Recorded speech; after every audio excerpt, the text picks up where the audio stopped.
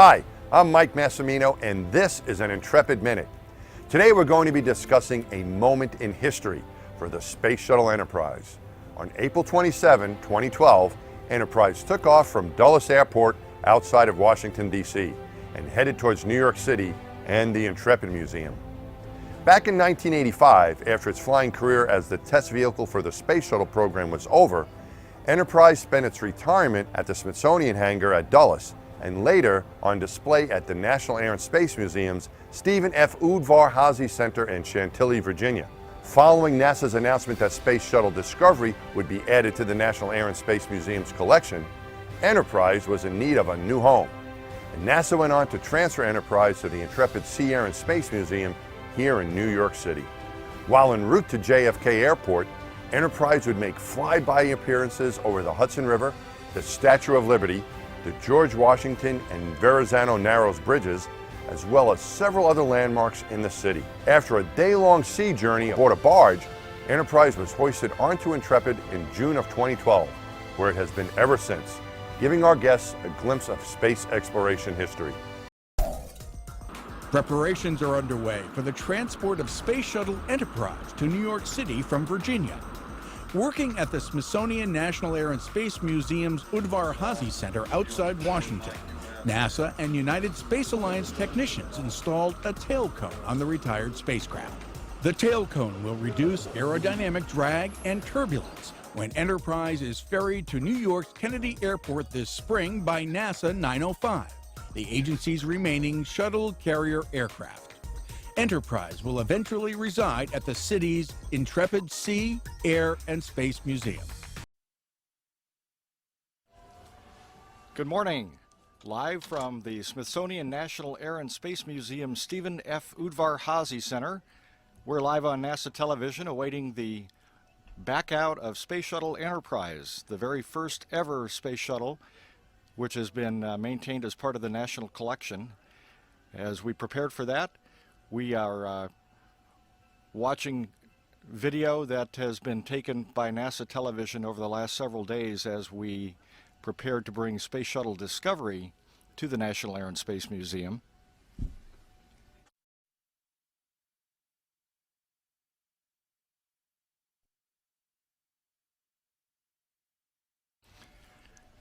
News media are gathered here at the Air and Space Museum's Udvar Hazy Center and awaiting Enterprise.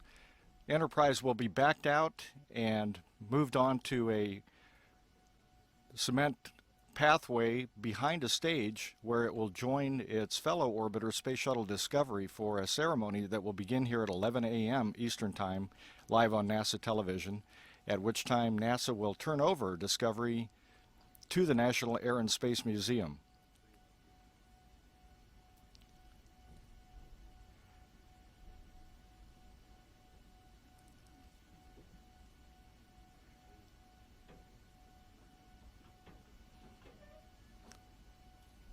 Space Shuttle Enterprise was the very first ever space shuttle. It was originally named the Constitution in honor of the U.S. Constitution's bicentennial, but after a public campaign from a number of fans of the Star Trek television show, it was renamed Enterprise.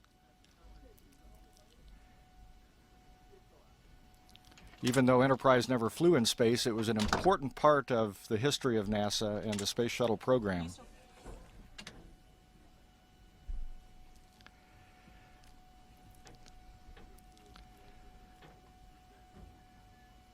The work that the astronaut crews Fred Hayes, Gordon Fullerton, Joe Engle, and Dick Truly did to conduct approach and landing tests was integral in determining the flight capabilities and the landing feasibility of the space shuttle before Columbia flew on its first flight in 1981.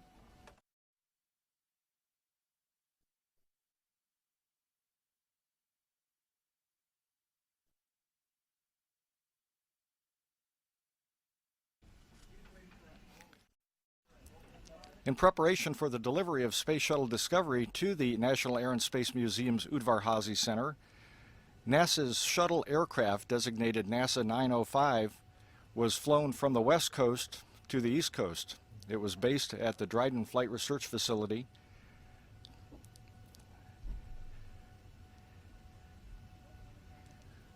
It flew across country on its way to Kennedy Space Center in Florida. And here we see NASA 905 taxiing in preparation for its flight. Wheels up and on its way to Florida. The shuttle carrier aircraft have been in use for many years, shuttling and ferrying space shuttles across the country following shuttle landings at the Edwards Air Force Base. And here we see the shuttle carrier aircraft on final approach at Kennedy Space Center. It taxied up and awaited the arrival of Space Shuttle Discovery, which had been housed in the Vehicle Assembly Building. Discovery was rolled to the mate-demate device, where it was placed on a sling, lifted above the ground, and awaited the arrival of the shuttle carrier aircraft to be taxied underneath. Here we see the shuttle carrier aircraft as it makes its way directly on the center line to be placed and spotted for attachment of Discovery. Here we see the workers carefully ensuring that everything is lined up.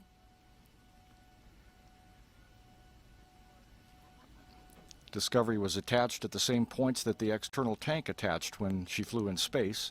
And here Discovery is making her final flight from Kennedy Space Center aloft and about to begin a flyover of the Space Coast for residents and workers to take one final look before she headed to Washington, D.C.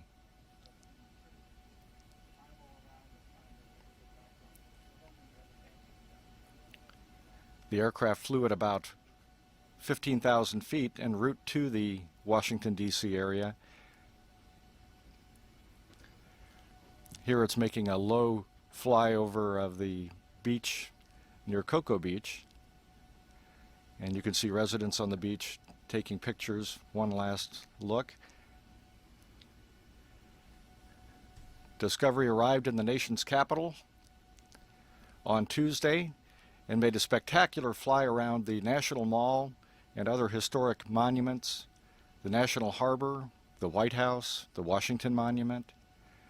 Thousands and thousands of Washington, D.C. residents came out, stopped their cars along the roads, thronged along bridges. It was an amazing sight, something that had not been seen in Washington since Space Shuttle Enterprise arrived in the mid-'80s.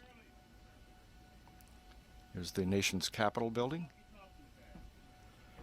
The flyover took more than an hour, and the pilots and their engineers did a spectacular job of ensuring that as many people as possible in the area of Washington, D.C. were able to see the Space Shuttle Discovery one last time airborne. And here it's making its landing at Washington's Dulles International Airport. This occurred at 11:05 a.m. on Tuesday. The shuttle carrier aircraft, piloted by Jeff Moultrie and Bill Reiki, rolled to a stop. And overnight, Space Shuttle Discovery was lifted off of the shuttle carrier aircraft, and it will be towed to the same area where Enterprise will be for the ceremony that begins at 11 a.m.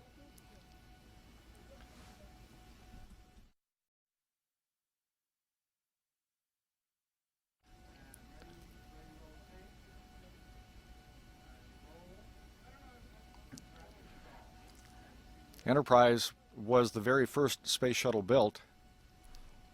It was commissioned actually during the Apollo era, the formation of the shuttle program.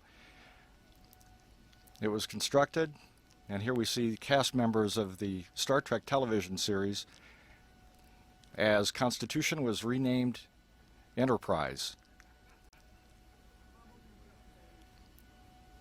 The shuttle was involved in very important work early on, proving that it could be attached to a shuttle carrier aircraft, that it was stable in flight, that it could be carried across the country. Here it is detached from the shuttle carrier aircraft to begin a free flight with pilots at the controls, making a landing at the dry lake bed at Edwards Air Force Base in California.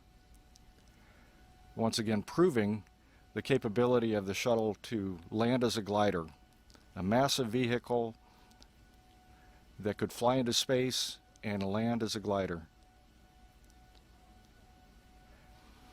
These approach and landing tests conducted before the first shuttle flight in the late 80s were very important to the success of the Space Shuttle program.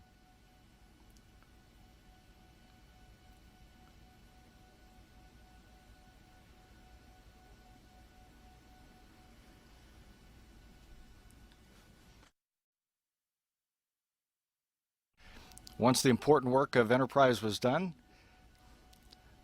she was retired to the National Collection at the National Air and Space Museum in Washington, D.C., here at the Udvar-Hazy Center. And here we see Enterprise being rolled into the hangar, where in just a few minutes she will roll back out. When Discovery is moved into the hangar, Enterprise will make its way back over to Dulles International Airport and be placed atop the shuttle carrier aircraft for a ferry flight to New York City. Enterprise has been here for many years and has served as a tool to educate and inspire hundreds of thousands of people. And we're back live, awaiting the rollback of Enterprise out of the hangar.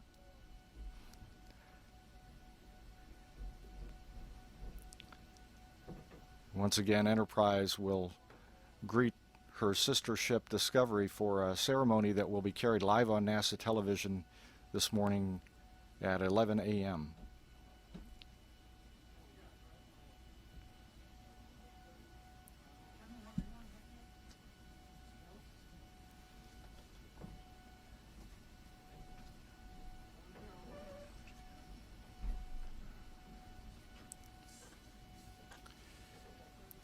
Enterprise will be going to the Sea, Air, and Space Museum, the Intrepid Sea, Air, and Space Museum in New York, a fabulous museum facility in its own right.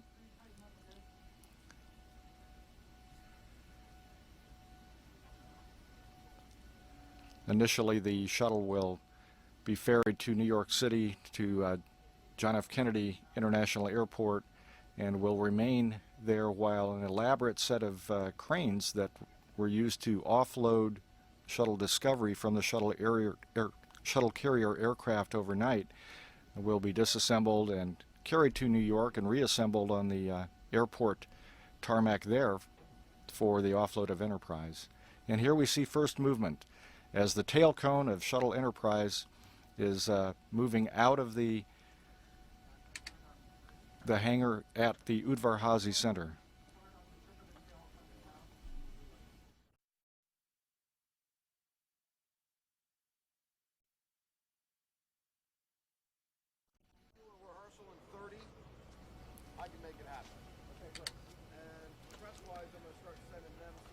Enterprise is being pushed by a tug similar to those that push back commercial airliners from the gates that many of you are familiar with. This is a practice that has been used at Kennedy Space Center for moving space shuttles around between buildings for many years.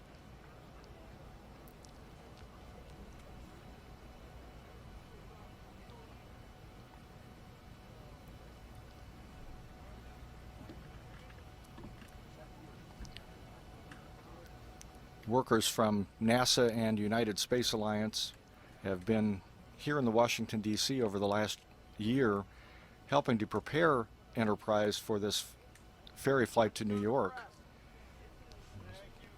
ensuring that it has the structural integrity to withstand a ferry flight atop the shuttle carrier aircraft, which is a modified Boeing 747.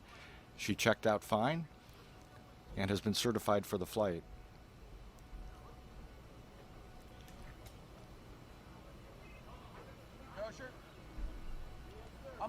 Backing the Enterprise out of the hangar is a slow, meticulous process because the vertical stabilizer that extends into the air is taller than the normal opening of the door, and there's a cutout section that is visible through which the vertical stabilizer will pass very carefully. So this is a slow process until Enterprise is backed completely out of the hangar.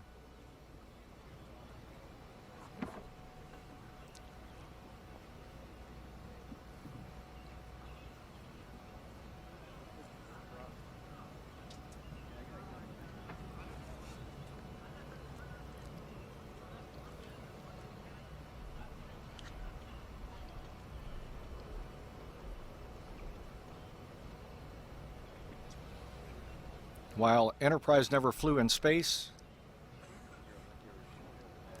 her approach and landing tests and capture flights were very important to learning more about the shuttle, and she also made a number of other flights on top of the shuttle carrier aircraft.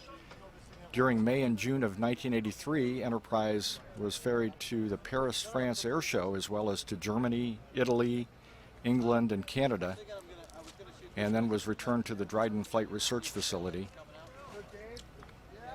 And in the April through October 1984 time period, Enterprise was ferried to Vandenberg Air Force Base in California and to Mobile, Alabama, and from there taken by barge to New Orleans for the U.S. 1984 World's Fair.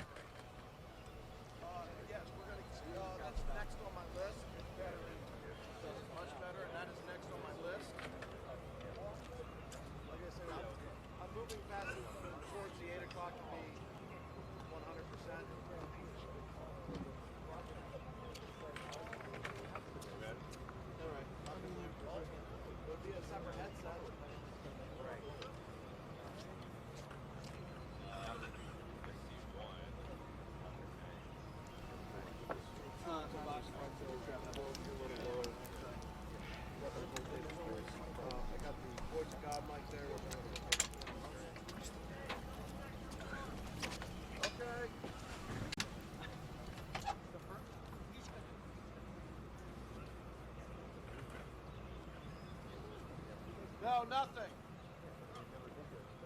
I got two.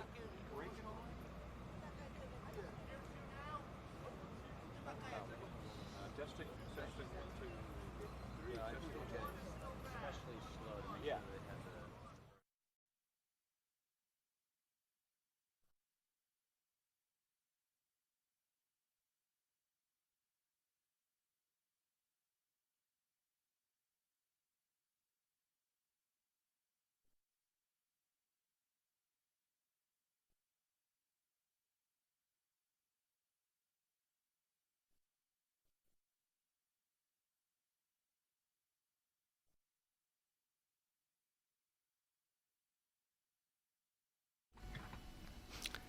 In NASA nomenclature, all of the Space Shuttle orbiters received an orbiter vehicle number, and Enterprise was orbiter vehicle, or OV-101, and of course still remains OV-101.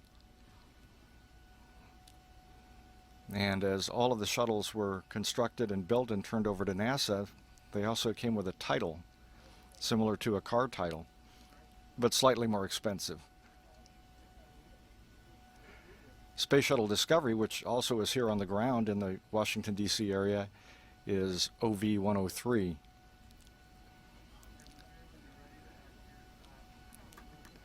Once Enterprise OV-101 is backed out of the hangar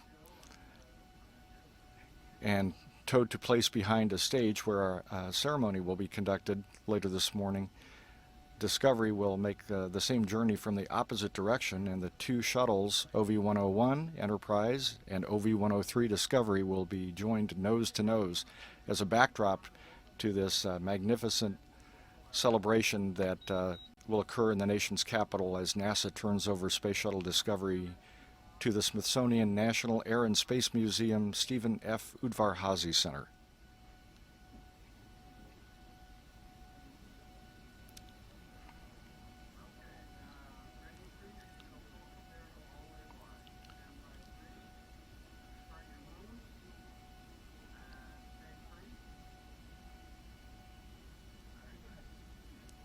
And here we see the the setting for the celebration that will occur later today. Welcome, Discovery. The crew of the National Air and Space Museum has worked hard to plan an event that will be memorable for all those in attendance and all those watching on NASA television.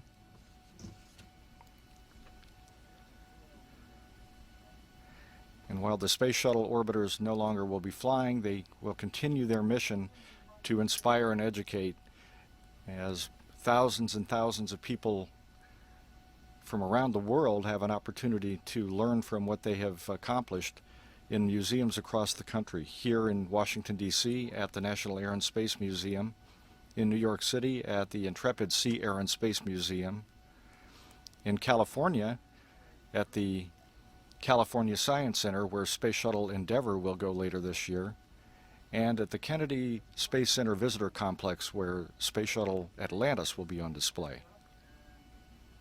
Once again, Enterprise will be making her way to New York City to the Intrepid Sea, Air and Space Museum within the next several days, weather permitting.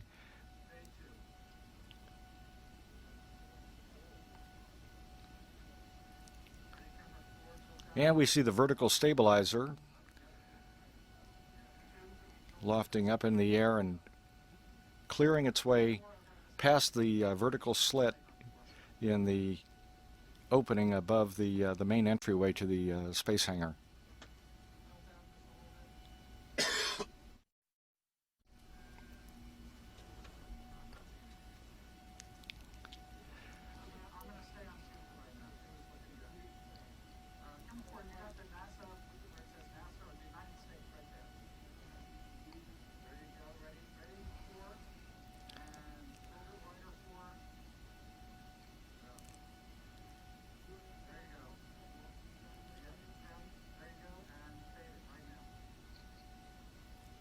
Proud moment as the American flag and clearly marked the United States Space Shuttle Enterprise exits the hangar at the National Air and Space Museum Udvar Hazy Center, where she has been on display for many years, making way for Space Shuttle Discovery.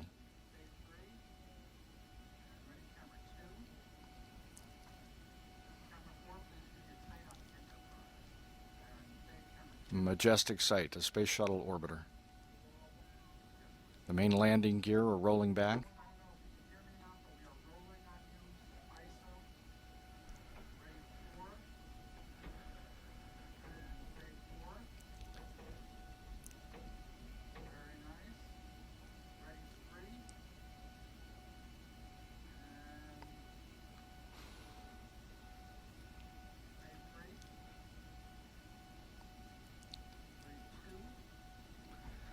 Shuttle Enterprise has a tail cone affixed, covering up where main engines would be, and this will enable more stability and airworthiness once she is mounted to the top of the shuttle carrier aircraft and making her flight to New York City.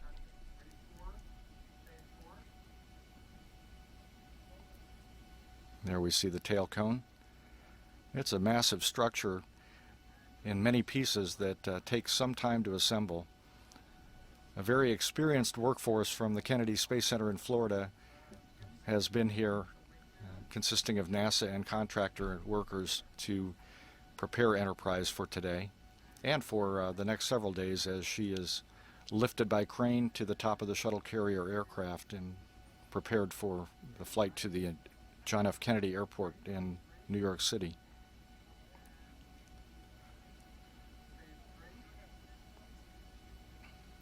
A beautiful view head-on of Enterprise as she has completed backing out of the hangar and will begin to transit a short distance to the location where she will be parked in preparation for today's ceremony.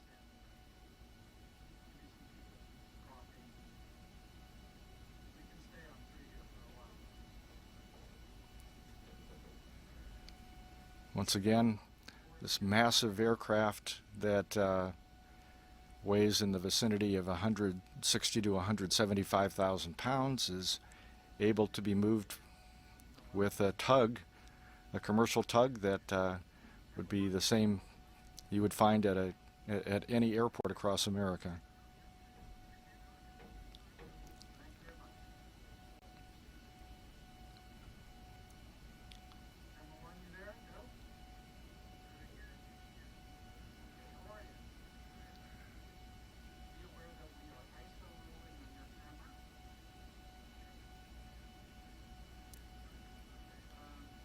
Space shuttles are iconic, very distinctive, unlike any other aircraft.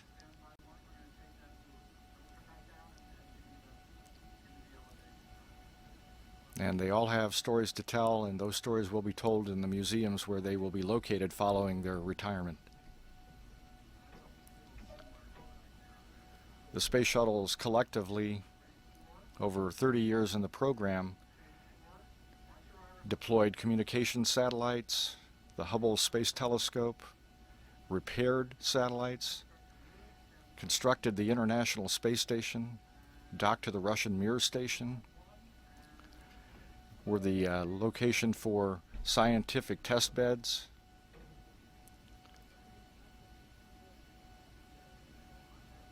and helped the United States maintain its leadership in space. A leadership role that continues as NASA turns to the future and is working on constructing the largest rocket ever that will take American astronauts farther into space than ever before.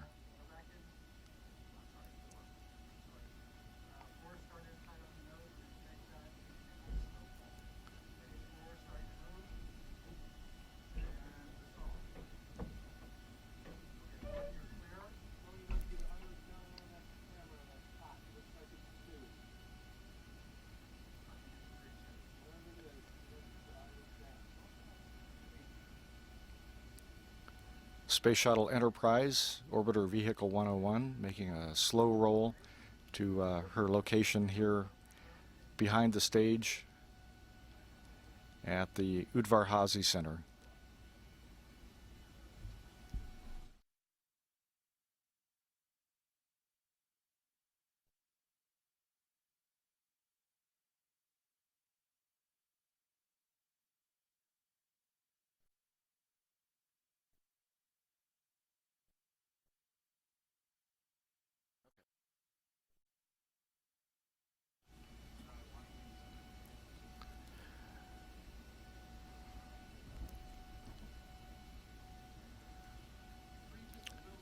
Thousands and thousands of visitors are anticipated to attend the Smithsonian National Air and Space Museum Stephen F. Udvar-Hazy Center today for this Welcome Discovery Festival. It kicks off a several-day festival of educational activities, learning experiences, and an opportunity to see Space Shuttle Enterprise and Space Shuttle Discovery nose to nose.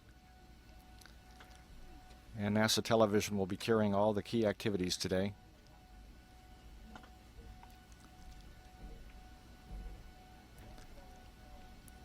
NASA's Associate Administrator for Human Exploration and Operations, William Gerstenmaier, will be on NASA Television between 10:30 and 11 today, talking about his experiences in the Space Shuttle program and working with and managing many of the aspects of the shuttle program.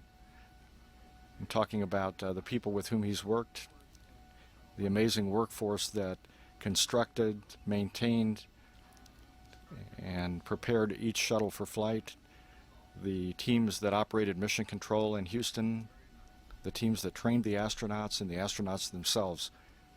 And then at 11 o'clock this morning, the official ceremony will kick off with a host of VIPs and throngs of attendees. The event is open to the public, and once again will be carried live on NASA Television. Looking at the windows close up on Space Shuttle Enterprise,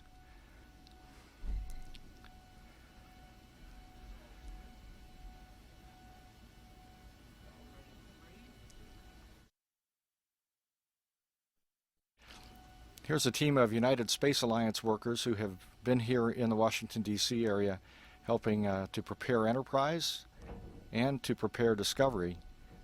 And they will be here again for several more days to prepare Enterprise to fly to New York City. United Space Alliance, the prime contractor for NASA's Space Shuttle program.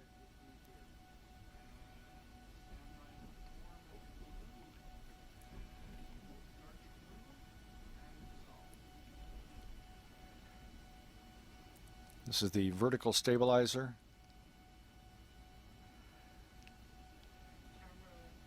Which can expand with speed brake to slow the shuttle upon landing. It's a marvelous machine.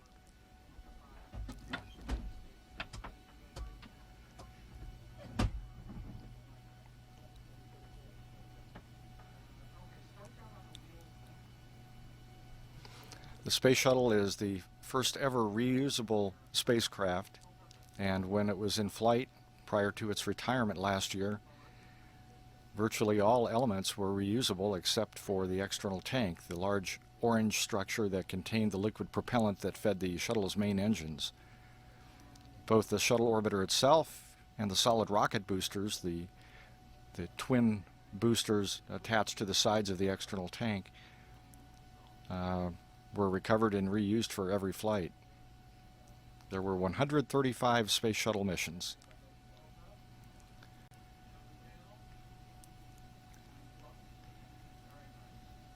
None of which could have happened without the important research that was conducted by this Space Shuttle orbiter here, Space Shuttle Enterprise.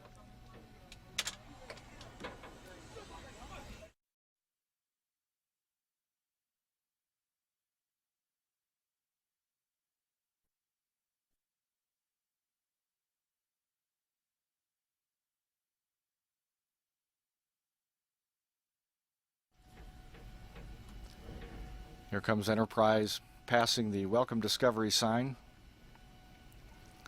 a prelude to the two orbiters nose to nose.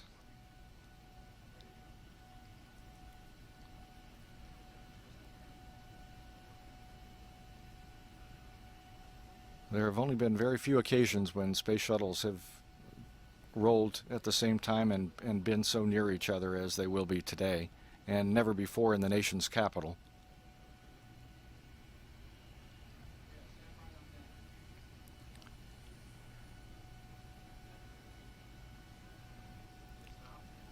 The two shuttles will remain nose to nose until about 4 p.m. when Enterprise will back up, Discovery will roll into its hangar for permanent display, and Enterprise will make its way to Dulles International Airport in preparation to be lifted to the shuttle carrier aircraft and sent to its new home at the Intrepid Sea, Air, and Space Museum in New York.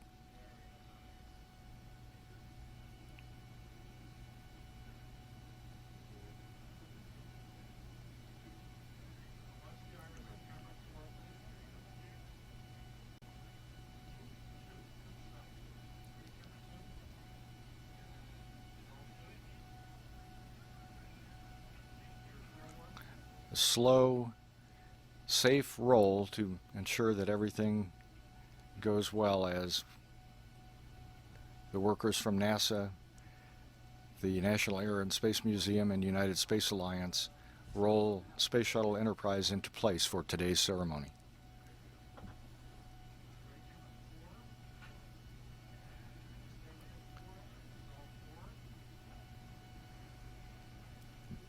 A beautiful sight in the early morning sunshine in Washington, D.C. as Enterprise is lit up, having seen the light of day for the first time in many, many years.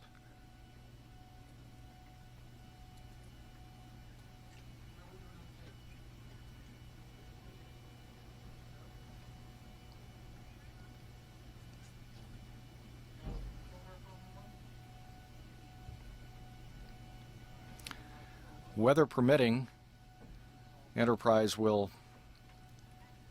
be affixed to the top of the shuttle carrier aircraft over the next several days and is planned to make its flight to New York City on Monday, April 23rd.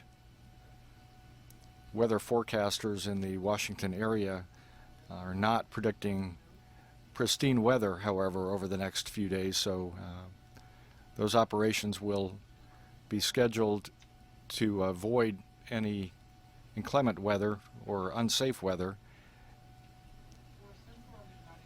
and it will make the flight to New York when that work is done, whether it occurs on Monday or not. But as of now, that is the schedule, and NASA expects that that will be maintained until we know otherwise, till we learn otherwise.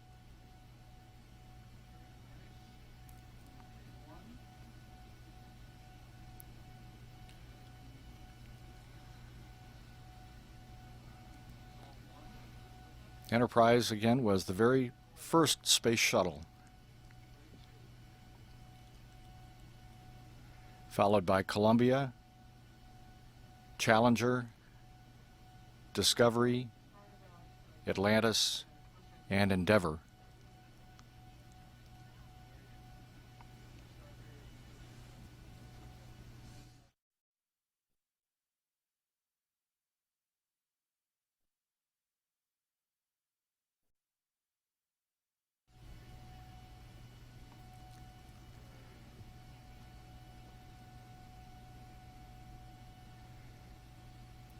The birthday of Enterprise, when she was rolled out of her assembly facility at Rockwell's Air Force Plant 42 in Palmdale, California, was September 17th, 1976.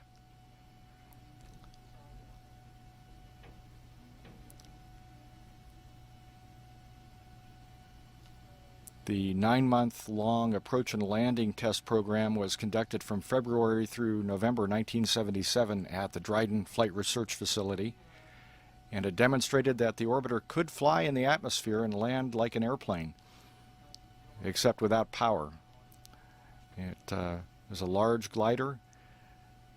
Some were not confident in its aerodynamic capabilities, but it proved itself on several occasions and set the stage for moving ahead with the Space Shuttle program and what was to become the first ever launch on April 12th, 1981.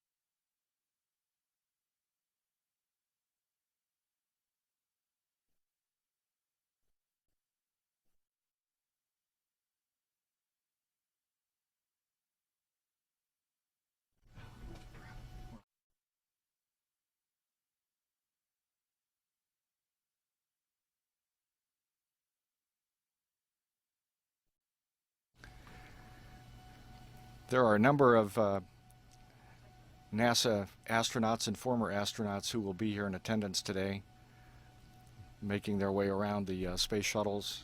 They'll be a part of the ceremony as well.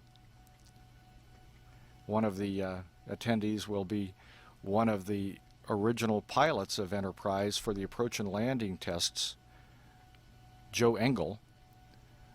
Joe also flew Space Shuttle Discovery, the only person to have flown both of the space shuttles that will be here in place today.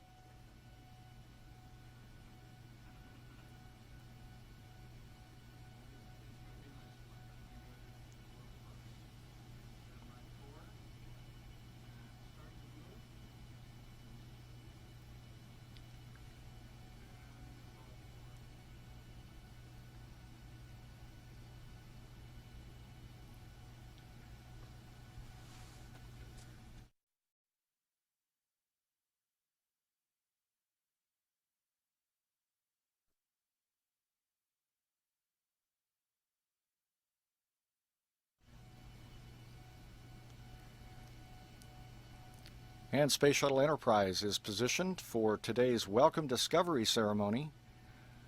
Enterprise will be greeting her sister ship nose to nose for a ceremony that will be carried live on NASA television at 11 a.m. Eastern Time.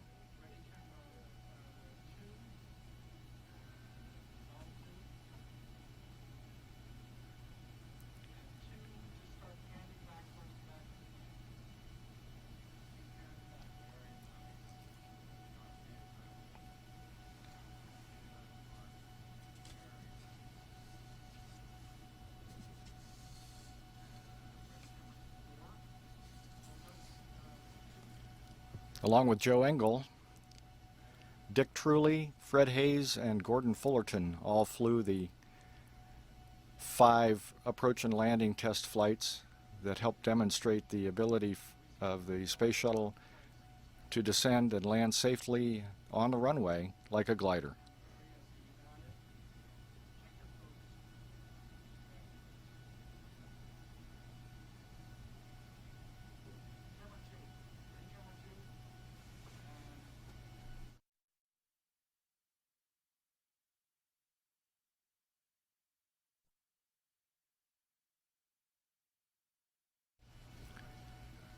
A number of dignitaries and guests will be in attendance today.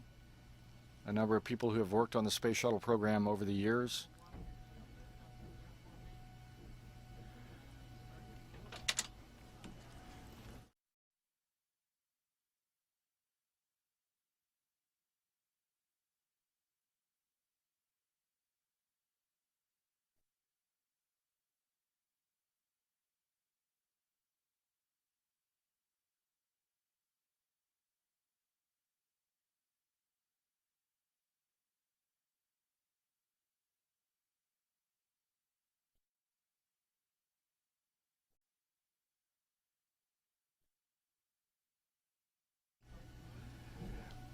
Astronauts typically are seen wearing their blue flight jackets or blue flight suits. And we have seen this morning one person already around the aircraft, and that was Joe Engle, one of the original pilots for the approach and landing tests.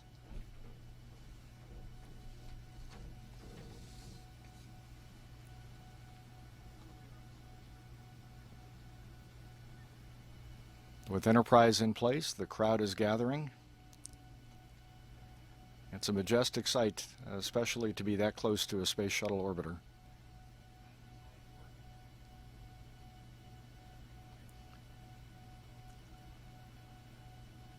It's hard to get a true grasp of the size of the ship unless you are privileged enough to be close to it. And it is amazing to realize that the space shuttle is launched vertically like a rocket, maneuvered meticulously through space, docked with other spacecraft while both the shuttle and those spacecraft were traveling at 17,500 miles an hour, and then performed a braking burn to deorbit, and within an hour back on the ground, having descended and slowed down from 17,500 miles an hour to 0 right on the center line of a runway. An amazing spaceship, an amazing accomplishment of American ingenuity, one that will be carried on with the next generation of spacecraft.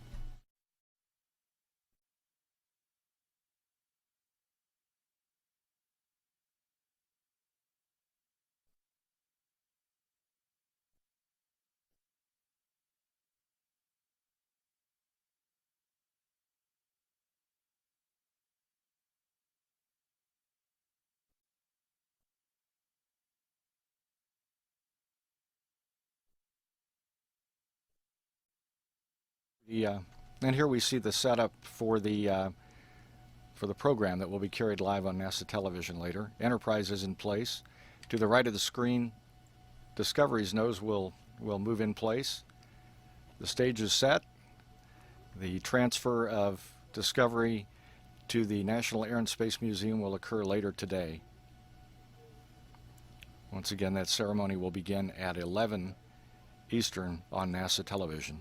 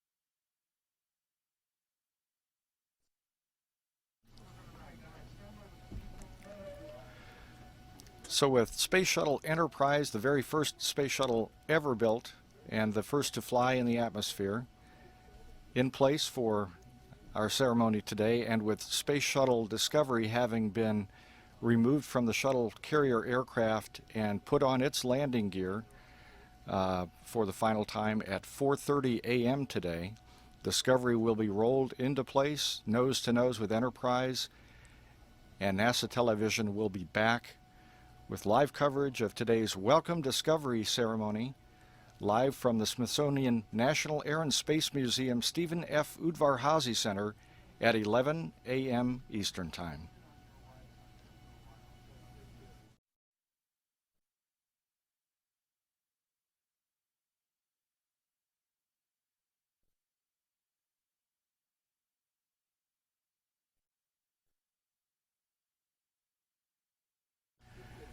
And this concludes NASA television's coverage of Space Shuttle Enterprise backing out from the Udvar-Hazy Center and put in place. Once again, we'll be back with live coverage of the ceremony to welcome Discovery at 11 a.m. Eastern Time.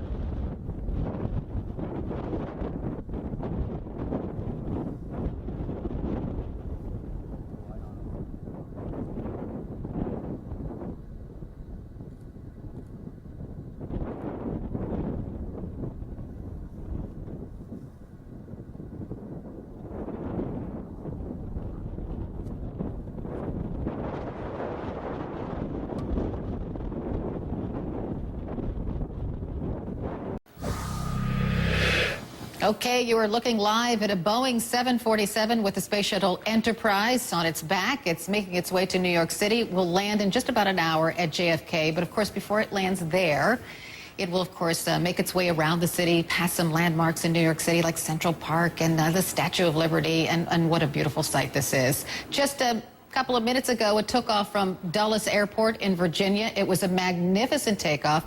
Reynolds Wolf is here. He's our meteorologist, and I just wanted to talk a little bit about the challenges of flying over the Hudson River in New York. It's really windy there. It certainly is going to be on a day like today. If you were flying just as a commercial airline, you're flying over, you're going to feel a little bit of a bump here and there, no question about it, but it's going to be enough that these guys will have a safe landing, obviously, at JFK. Amazing to see this immense object. Of course, you've got two separate entities, but they're joined as one. Views at the top, and you know what's amazing, too, is when you think about the big tractor, the thing that's pulling at the 747, maximum airspeed about 570 miles per hour, but with the shuttle on top of it, it can only do about half of that. You can't go any faster than that. So this is really a slow crawl. That being said, if you were standing right next to it and you had this thing come by, it would be roaring by at incredible speed, obviously, but from our vantage point, it does appear to be going very slow.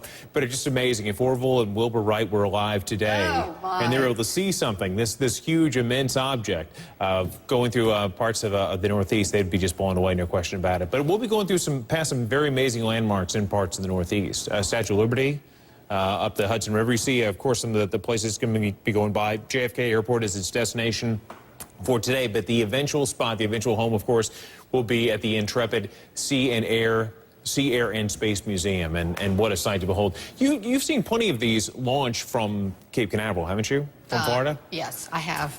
It's kind of weird. Isn't it strange to see one of these piggyback on a 747? It's still kind of odd. I mean, it's a spectacular sight, but it's sad to me because it's part of our history that's being put to bed. Absolutely. And we don't really know, you know, what, well, Eileen told us a few things that NASA's coming up with, but those are far, far into the future.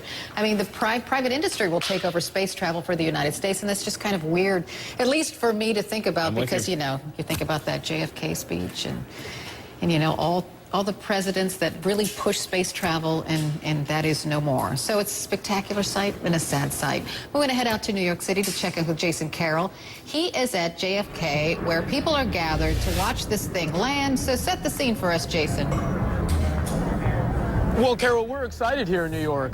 This is a new sight for many New Yorkers. I know you were talking about seeing many shuttle takeoffs, landings, whatever it may be in Florida. But for folks here in the Northeast, this is a completely new sight. So an exciting day for people here in New York. Lots of people now starting to file in here at JFK. Hundreds invited for the ceremony to take place once Enterprise makes its historic landing here. It will be landing on the longest runway here at JFK, some 14,500 feet long. There were some early concerns about the wind. We've been told we've been experiencing wind gusts here at about 30 miles per hour, but NASA says it's a go. You've seen the Enterprise take off from Dulles, and so it's on its way. And so we're all here anxiously awaiting. And I have to tell you, there are a lot of folks here in New York that didn't expect New York City to be chosen as one of the final spots. You look at the other places, Atlanta. The Atlanta is going to the Kennedy Space Center in Florida. The Endeavour heading to the California Science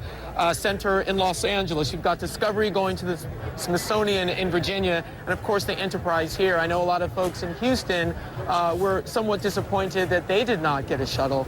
So some bittersweet moments for those in Houston, but an exciting moment for people here in New York. Carol? Somewhat disappointed. They were flat out angry, but we'll talk more about that in a minute. We're going to take a quick break. We'll be back with more.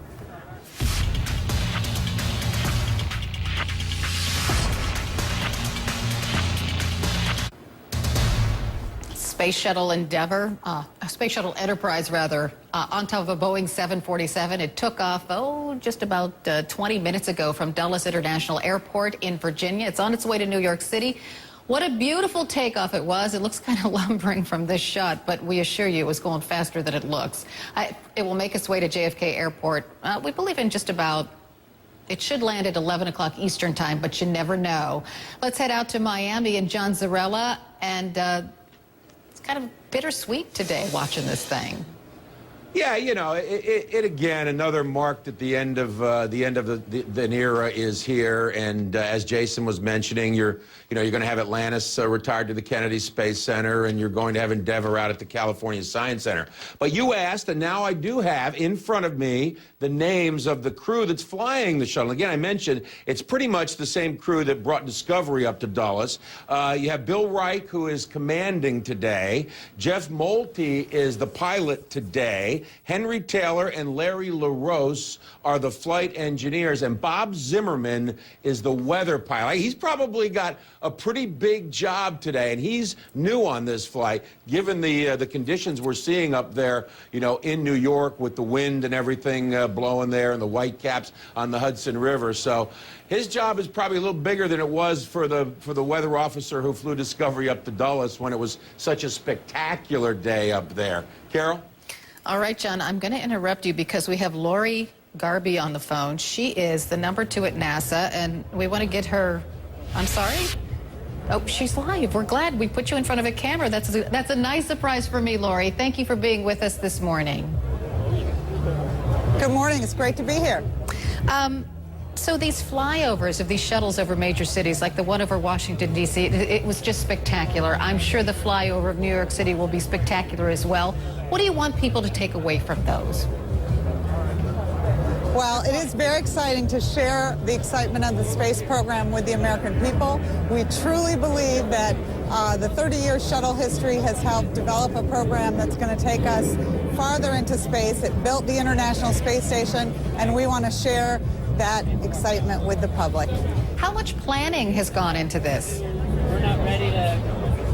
Well, NASA is all about planning, and the Space Shuttle program has been planned to retire for over 6 years now, and we looked into how to best show the public that paid for these space shuttles about the program, and we had bids for each of the cities. New York City was able to get the Enterprise, and we've been planning for half a year now about this flight, and after she lands here at JFK today, in 2 months she'll be barged up the river to the Intrepid Museum. Can you talk to us a little about the future of the space program in the United States and what NASA has planned? Of course, all over the country today, new space vehicles are being built with names like Orion and Dragon and Dream Chaser to carry us even farther into space. We have the space station with 3 astronauts living and working full-time as I speak in space, studying how to make life better on Earth and also how we can explore further. We are partnering with our industry here in the United States to be able to lower the cost of space operations. The shuttle was a great program, but it costs $3.5 billion a year. She served her purpose well, and now we are going to be able to go to space with more people and do more things to benefit the future of humanity. You know, Lori, for old-timers, seeing the space shuttles like retire to a museum is a sad thing, but it's progress too, isn't it? That's right. As we develop technology, we have to go further. The space shuttle was built with 1970s technology. It's a very interesting aspect of this today as Enterprise lands. I was just talking to Leonard Nimoy from Star Trek, and he hasn't seen the space shuttle since she rolled out in 1976. And you think about in that history what we have developed technically, and if we're going to have that Star Trek future, we need to use today's technology to go back into space at a cost that is less and to be able to take us farther. It's actually a very exciting time. Wait a minute, you talked to Mr. Spock? Mr. Spock is here. He's in New York, and he's looking to see the Enterprise again after more than 30 years. And there is a connection, right? Because the Enterprise, the Space Shuttle Enterprise, was named after the Star Trek's Enterprise. That's right. That's why he's here. When the space shuttle was developed and the very first space shuttle was being named, there was a massive write-in campaign, and fans of Star Trek got her name the Enterprise. And so he wants to be here as she comes to New York. Oh, okay. I'm going to have Jason Carroll chase him down.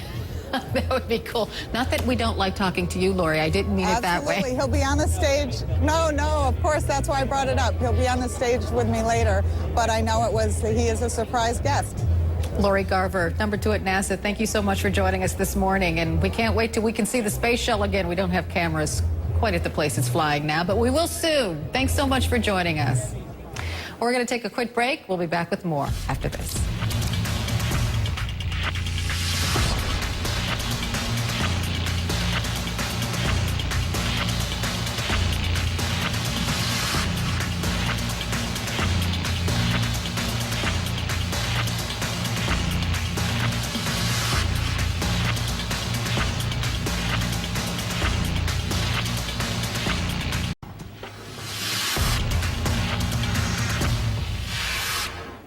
Space Shuttle Enterprise making its final flight. It's traveling from Washington to New York City, its ultimate home, the Intrepid Sea, Air and Space Museum, which is located on the Hudson River in New York City. The Enterprise is the granddaddy of the shuttle program. It served as the prototype, even though it never experienced a space mission of its own.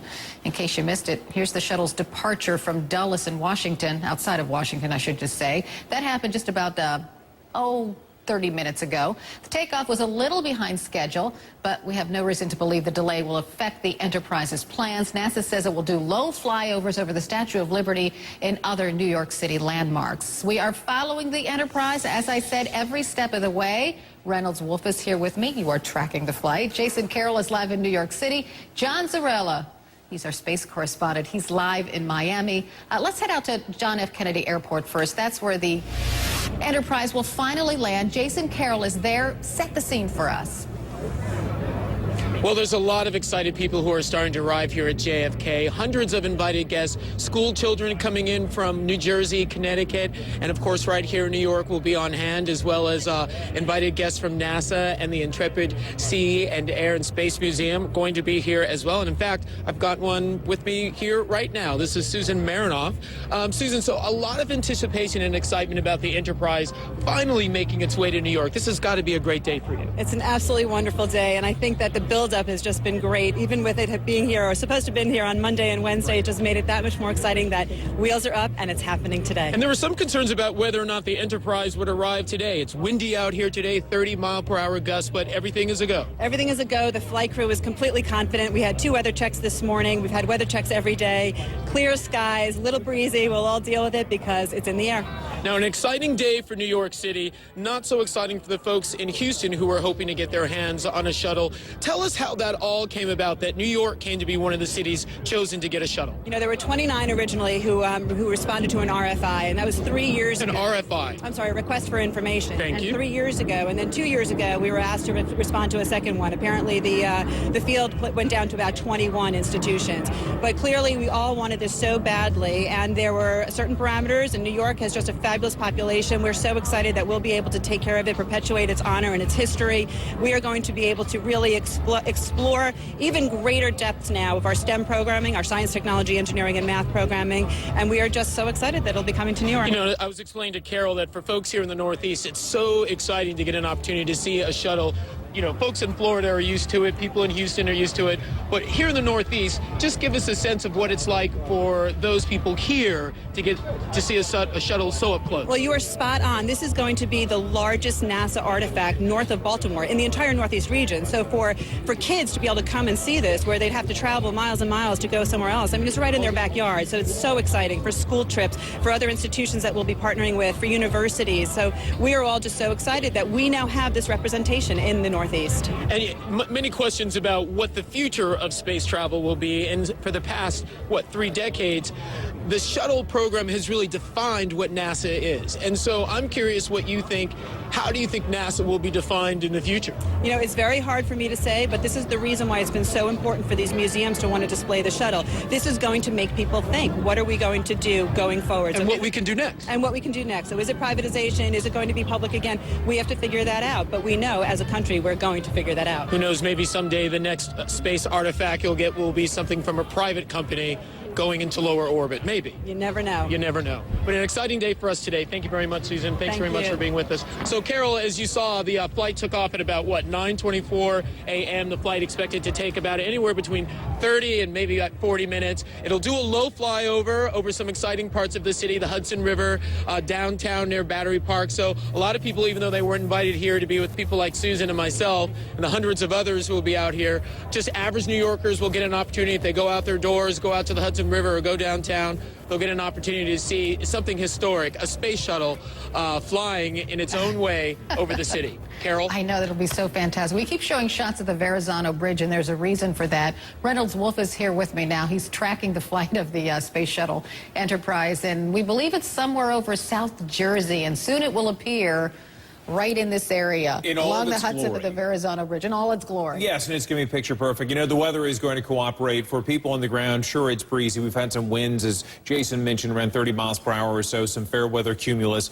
But I'll tell you, the pilots that are right now at the controls of the 747 are among the best of the planet. These guys could make this flight blindfolded with their eyes closed, sound asleep. Gosh, these guys, no, they won't. But I mean, I'm telling you, these guys are among the very, very best. But it should be a fairly interesting time to see it come in. The weather will be great for all the spectators on the ground. They're going to be lining up along the Hudson, of course, in southern Manhattan to see this come in. And it should truly be something to behold, but the weather is going to be picture perfect. Farther out to the west, a little bit of a storm, but not going to affect us here today. Yeah, you talk about the future of space travel. I don't know, these moments, that we are lucky enough to witness history like this. You think back on your own personal history, and I can remember sitting with my dad when I was a little girl watching the first man walk on the moon. A very special image in my mind. I mean, it's as clear as day I can remember it.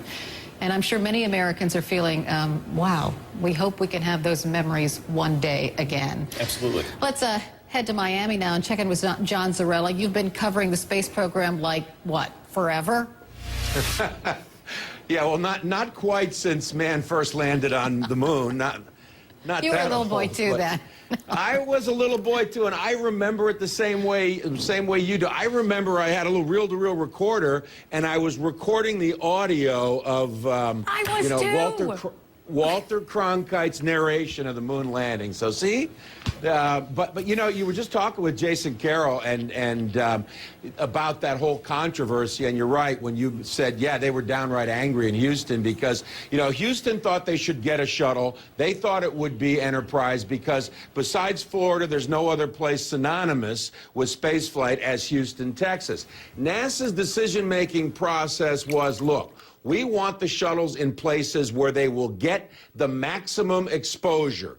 New York, Florida, and of course out in California. So that was a lot of what went into the decision-making process to put Enterprise in New York. And you were also talking with Lori Garver about Leonard Nimoy.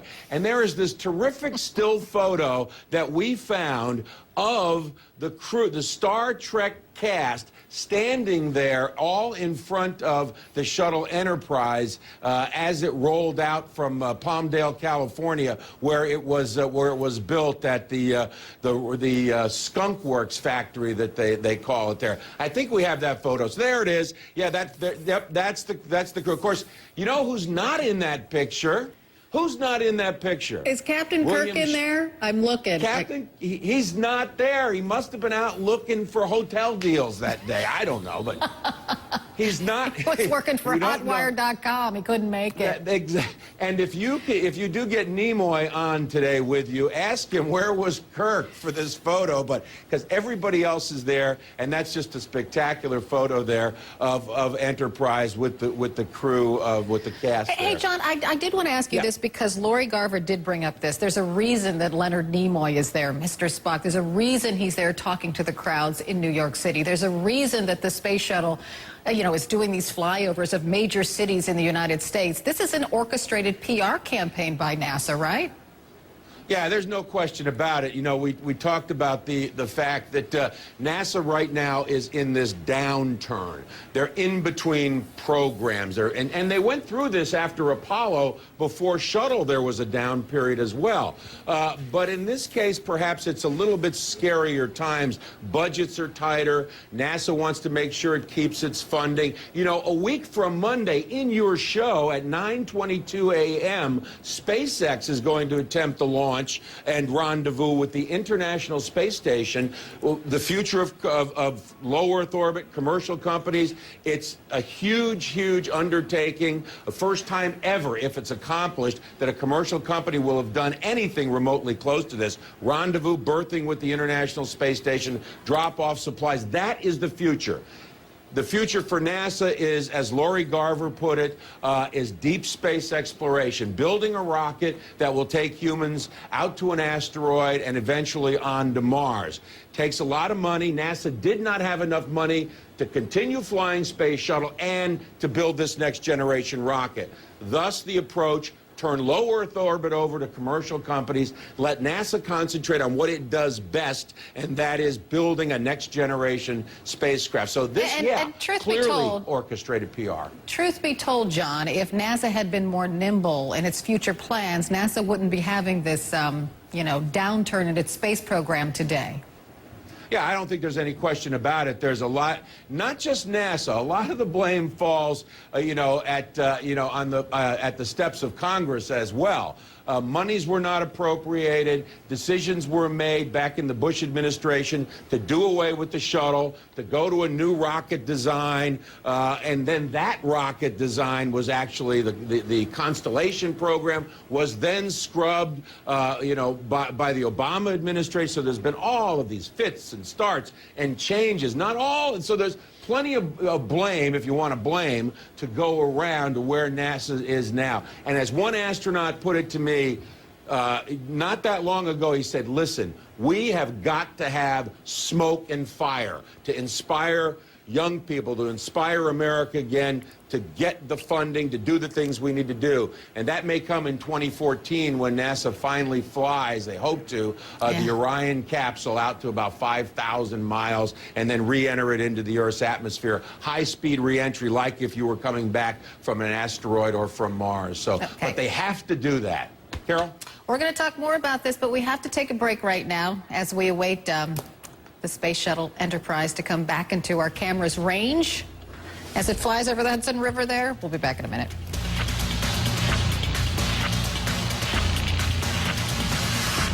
Backs its way to a new home and will be providing a thrilling sight for millions of New Yorkers. All the details right here, right now at CNN, the world's news leader.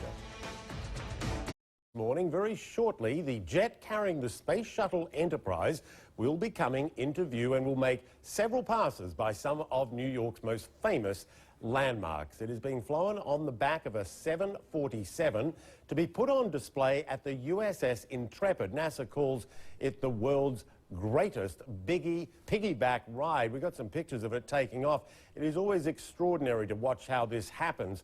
And what a load that is, and what a technological feat it is. When it was first suggested back in the 1970s that this would be a good way to transport the shuttle between takeoff and landings, the people who suggested it were decried. They were told it was insane, but they went ahead. They proved it could be done. At one point, they were thinking of putting rockets on the shuttle to help it on a flight like this. Didn't happen. It all worked. And now you get to see that extraordinary side. We're keeping an eye on the journey. Once it gets into Manhattan, we'll update you. It's going to be quite spectacular for New Yorkers. We're keeping our eye on the skies over New York, watching one of NASA's retired space shuttles take a piggyback ride to New York. This is the Endeavour, and it actually never went into space. It was a prototype, a test model, if you like. It's heading to New York to go on permanent display. We saw it take off just a little earlier from Washington, where it had been on display, and we're waiting for it to arrive over Manhattan. It's going to be spectacular. Stay with us.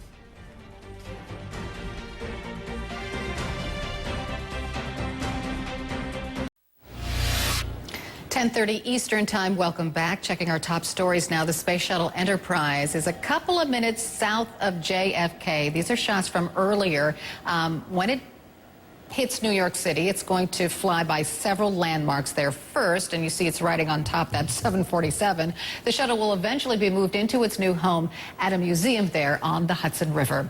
Space Shuttle actually scheduled to touch down at New York's JFK, which is where we find Jason Carroll. So let's head out there. Good morning, Jason. And good morning to you, Carol. As we've been standing here way off in the distance, I'm not sure my photographer, Ricky, can catch it for us. Ricky, you going to give it a go and try? I don't know if you can make that out, but that's it. That's the space shuttle way out there. That's what we're being told, making a pass.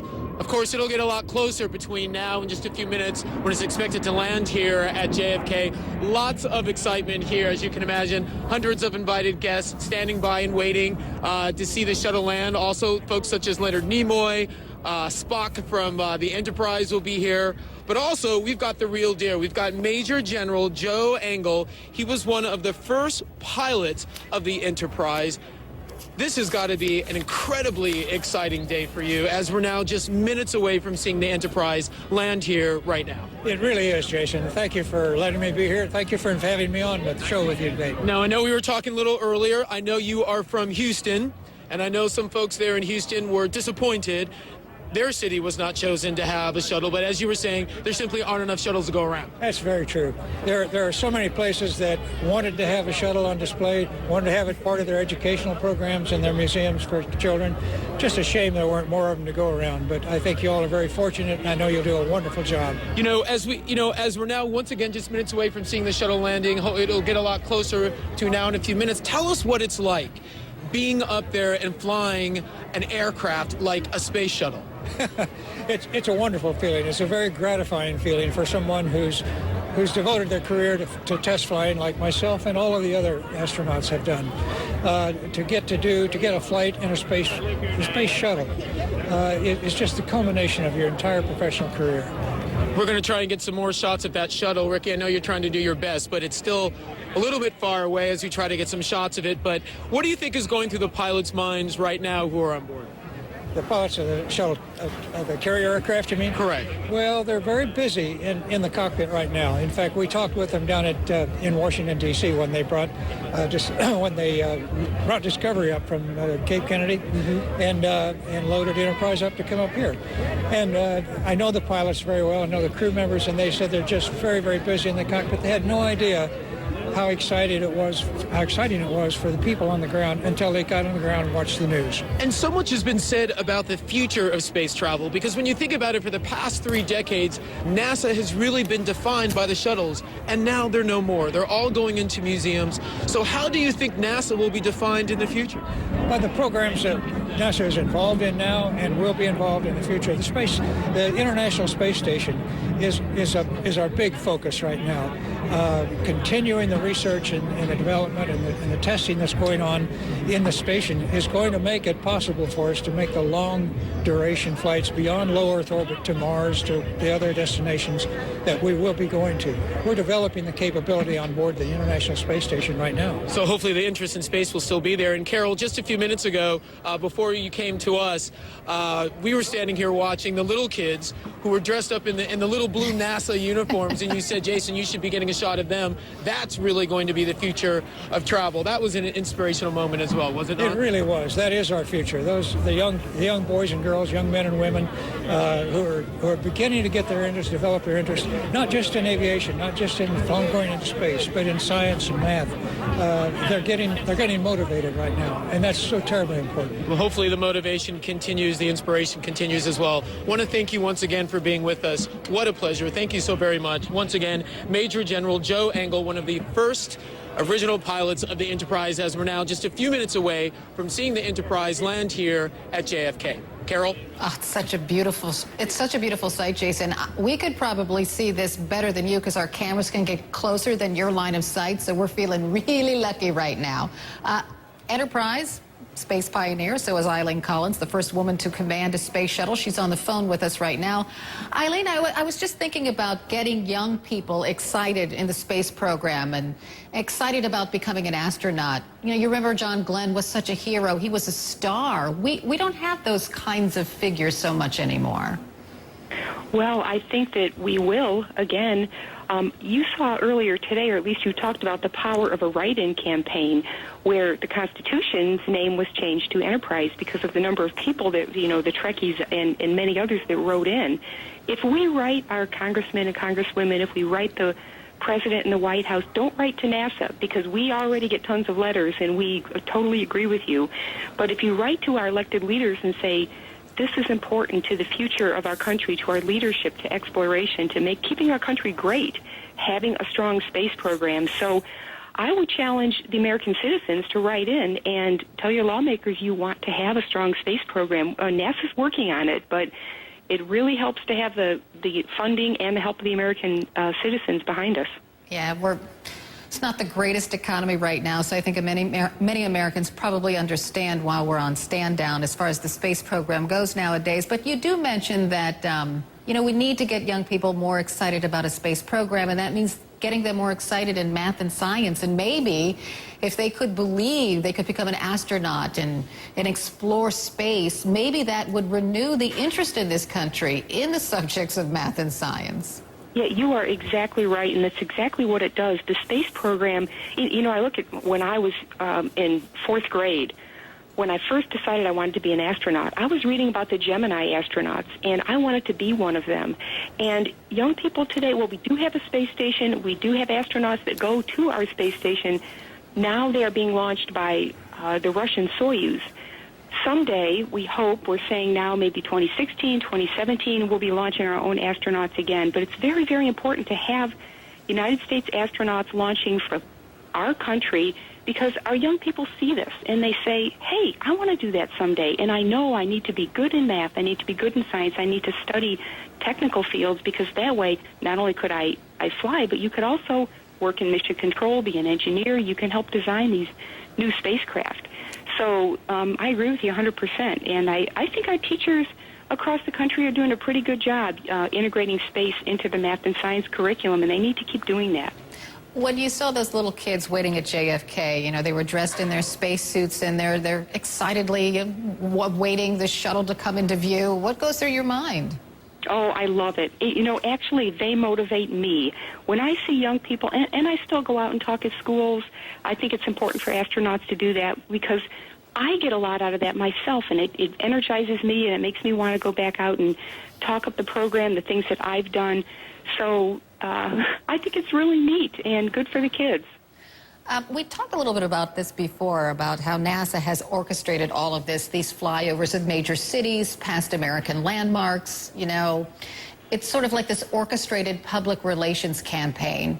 Is it effective in your mind? Well, I'm not sure what you're asking there, but I think that, you know, NASA does a pretty good job of public relations. NASA has a very limited budget, so we, you know, reach out to the, you know, private media, for example, CNN, to help us with the coverage. You're doing a great job this morning. I've been watching it from before the time that Enterprise took off out of Washington. I think you're all doing a great job, and keep it up. I would say, you know, getting, you know, just take a look at the activities that are taking place on the International Space Station. I would say most Americans don't know what's going on up there, but there is quite a bit of research on the human body, developing new technologies. These are the things that our astronauts are doing to help us have a better future, whether it's in health or technology or, you know, exploration in general. Mm-hmm. And it's pretty exciting, and even those things can inspire young people. Yeah, and Eileen, stand by. And of course, we're bringing these pictures not to help NASA so much, but because it's part of our American history. And people are really intrigued by this. You can see all the people standing on the ground watching for this thing to pass over. We're going to continue our coverage after a short break. NASA's retired space shuttles being ferried by air from Washington, New York. Isn't that a spectacular sight? About to fly by the Statue of Liberty. It is the Enterprise you see there, riding on the back of a 747, past some of New York's most iconic spots. Later, it's actually going to be moved by tugboat up the Hudson River to the USS Intrepid, and there it will go on display. We've been waiting for these pictures to come in to us, and you can see there it has now arrived over Manhattan, the Statue of Liberty, doing what is really a salute flight, if you like. Now, this piggybacking is a very, very impressive way of getting the shuttle around. I was saying earlier that back in the 1970s, when it was first suggested this was a good idea to move the shuttle between takeoff and landing spots in the United States, those who suggested it were laughed at. Now, you can see that it became the way of doing just that. And we're seeing now the Enterprise being taken off into retirement. The interesting thing about the Enterprise is it was the first space shuttle orbiter, but it was built to perform test flights. It never actually did a mission. But it is an impressive machine. It has been in several parts of the world on display. It was actually made initially without engines or even a heat shield, a functioning one anyway, and so not capable of spaceflight, obviously. And there you see the Statue of Liberty as the Enterprise goes past. And thousands upon thousands of New Yorkers, I'm told, have been turning out to watch this. A cloudy day in New York, but the sun there reflecting off the Enterprise. It was intended originally to be refitted for orbital flight, which would have actually made it the second space shuttle to fly after Columbia. But when they were building Columbia, the final design details changed a little bit, so they decided that refitting the Enterprise would have been very costly, and so they determined it to be cheaper to build the Challenger instead. Interestingly, the Enterprise got its name, yes, after a campaign from Star Trek fans to have it named after the Enterprise from the famous TV show and movies. We'll come back to this as the aircraft continues its flyby New York's most iconic landmarks. Just beautiful. The Space Shuttle Enterprise, and you can see it still making its way right around Manhattan, doing a bit of a flyby, if you like, of places like the Empire State Building and the Statue of Liberty. You see a little bit of cloud there. Let's bring in Tom Sater at the International Weather Center to talk a little bit about this. Tom, there was some bad weather initially, wasn't there? And what was the deal? There was a delay? Yeah, a delay was originally scheduled for earlier in the week. Of course, they had some rough weather, and believe it or not, the winds are still kicking up. They're at 39 kilometers per hour at JFK. Now, you would think, well, how in the world can something like this land, you know, in New York with winds at 39 kilometers per hour? You can see the circulation of winds here. This is another situation where we've got a moderate risk of storms. But when you take a look at the aircraft, this modified jumbo jet with the Enterprise on top, my first initial thought was, well, this is such a heavy, vehicle of flight here. It could easily combat 39 kilometer per hour winds. But then our senior meteorologist, Brandon Miller, in the International World Weather Center said, you know what? He did some research. He found out because they modified the 747, and because of the low weight, really, for the Enterprise, these two aircraft combined are actually lighter than a typical 747. No doubt about it, as we take a look here at it coming in, and we're going to come back to this picture as well, the radar is interesting for the U.S. as well because there's been some snow in areas of the Finger Lakes. We've talked about that. As we take a look at the current conditions at JFK, it's a little chilly. Tens of thousands are going to line the streets in New York City along Hudson Bay. We even know that along the Intrepid, on the deck, they have passed out, of course, probably passes to dignitaries and other officials that'll be watching the flyby. But it's 10 degrees. It feels like 6. Winds die down just a little bit. But I do want to show you a Google Earth here. If we can get in, you get an idea, really, of the flyby path. This is really interesting. As we get in a little bit closer here, you're going to be able to see some of the items, some of the monuments and things like that, where, of course, tens of thousands will be lining, as this is going to most likely make more than one path. As we continue to see this enter into New York City, keep in mind that this is the Enterprise that was replaced by Discovery. Remember, just a week ago we had Discovery. That's the one that replaced the Enterprise. So it's going to take weeks here, Michael, and this is not going to be available to the general viewing public until the middle of July.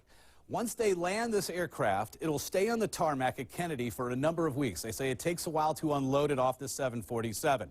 Then they're going to put it by barge. I heard you mention earlier in the broadcast. That's in early June. It'll go up the Hudson River, where then they have to lift it on top of the deck of the Intrepid. They're going to build a canopy of some sort around this, of course, for the museum. It's going to take some time to construct that. They're working with hands-on interactive components that kids and families will be able to work with. So really, it's going to be the middle of July before this will be open to the public. But keep in mind, as NASA continues to complete this process, as mentioned, Discovery now has replaced this one at the Udvar Hazy Center, the Smithsonian at Dulles International Airport. The Enterprise will be on the Intrepid. The next flight we'll hear about will actually be the Endeavour. Shuttle Endeavour will fly to L.A., and the Shuttle Atlantis, Michael, will actually stay in Florida at the Kennedy Space Center. But we'll have more pictures of these, of course, as we're going to see the flyby. This is a grand showing, of course, and they're going to probably shut down a lot of ground stoppages for Teterboro, for LaGuardia, as they're going to take their time in showcasing this event today. Yeah, it's spectacular to watch. I can't wait to see it on that barge going up the Hudson. Right. But, man, you can't imagine what it's going to cost to do all of this, too. That's the George Washington Bridge, I think, there, from memory, heading down through the harbour. Unbelievable. Spectacular stuff. We are watching it. In fact, we're not done yet. Tom Sater, thanks so much to you. After the break, we're going to be speaking with Andrew Chaikin, who is a space scientist, historian, author. Got some great information on all of this for you. So stay with us. We'll be right back.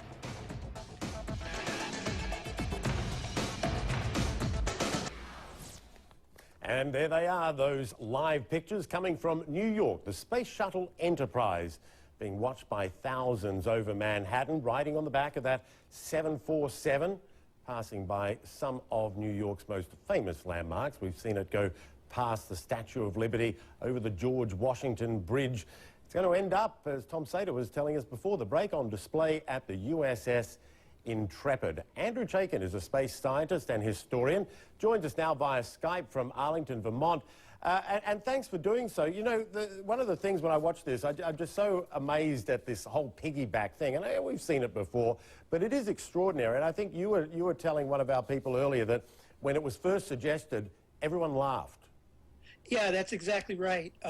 Originally, the plan was that the shuttle would come back to Earth from space, and they would install, actually planning to do this, jet engines in the back of the shuttle and fly the shuttle from its landing spot, wherever, California, you know, in the early days, across the country to the launch site in Florida using those jet engines. Now, you have to understand that the shuttle basically has the flying characteristics of a brick. So it's a good thing they didn't try that. One of the engineers at the Space Center in Houston came up with an idea of putting the shuttle on top of a modified 747. And the fellow who was running the Space Center at that time thought this was an absolutely crazy idea. And so this engineer did something very clever. He was also an amateur model maker, and he built flying models of airplanes all the time, radio controlled. And so he built a flying model of a 747 with a shuttle on its back, just like we're seeing here, and flew the model for the colleagues in Houston, and they realized, hey, this really will work. And so that was the method that they adopted. Yeah, when you look back on the whole shuttle program, and it is, of course, you know, well, it's flying days are over on its own anyway, but, you know, there's still the Endeavour to be moved to its final resting place on display, and the Enterprise is second to last, so we will see this happen one more time. When you look back on it all, where do you see NASA now? Where do you see its future? Well, NASA went through, unfortunately, a process after the moon program ended. Apollo ended in the early 70s. NASA became, slowly but surely, more of a jobs program than an exploration program where humans are concerned. And I know that sounds harsh, and I'm not trying to belittle the wonderful accomplishments of the shuttle program, but the fact of the matter is that the shuttle was created, was approved, I should say, by President Nixon as much for the jobs that it would bring to key states in the 1972 presidential election as it was for any other reason. What we're doing now is what we should have done decades ago with private companies who are trying to start from a clean sheet of paper and say, how can we use everything that we've learned in space over the last decades from the shuttle and from other programs to create a new spaceship that is routine, that's capable of flying to and from low Earth orbit at a lower cost and in a more reliable, routine way. That is the challenge that is before us now. And in fact, in about 10 days, if all goes well, a space capsule called Dragon will be launched on a rocket called the Falcon 9 by a company called SpaceX to the International Space Station in the first commercial cargo flight, which hopefully will pave the way for transporting astronauts to and from the space station in years to come. Yeah, indeed, that marriage between NASA and private enterprise, all very much part of the future. And then next step, NASA, Mars. and then if they can lick that challenge, then NASA can apply its cutting edge expertise to taking humans beyond low Earth orbit, where we have not gone since 1972. Yeah. Terrific. I really appreciate it. Always fascinating to talk to you, Andrew. Thanks so much. My Andrew pleasure. Chaikin there, space expert, knows all about it. So we'll keep an eye on how the Endeavour is doing, as it is, Enterprise rather, is doing, as it is making its way to New York's JFK Airport. I imagine there's some flight delays there if you were planning to be flying out of New York today while they clear the runways for the arrival. But in the meantime, doing a little lap of honour around New York City. We can take a short break. Be right back.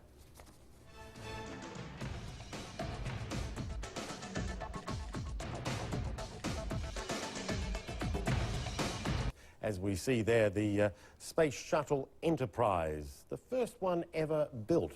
But of course, it never went into space. It ended up being pretty much a prototype for the others that followed. And it is being moved from Dulles. Of course, we saw the Discovery go to Dulles just the other day. It was a couple of weeks ago, I suppose, and it went up there to go on display at the Smithsonian. And there was the Enterprise. And so now the Enterprise is being moved to New York. It's going to go on a special display at the USS Intrepid. And there is one more shuttle to go to its final display place, and that is the Endeavour. That'll be moved at some point in the future. Just beautiful pictures as it flies around New York. A flyby, a salute, if you like, to the first one built, but one that never went into space. I'm Michael Holmes.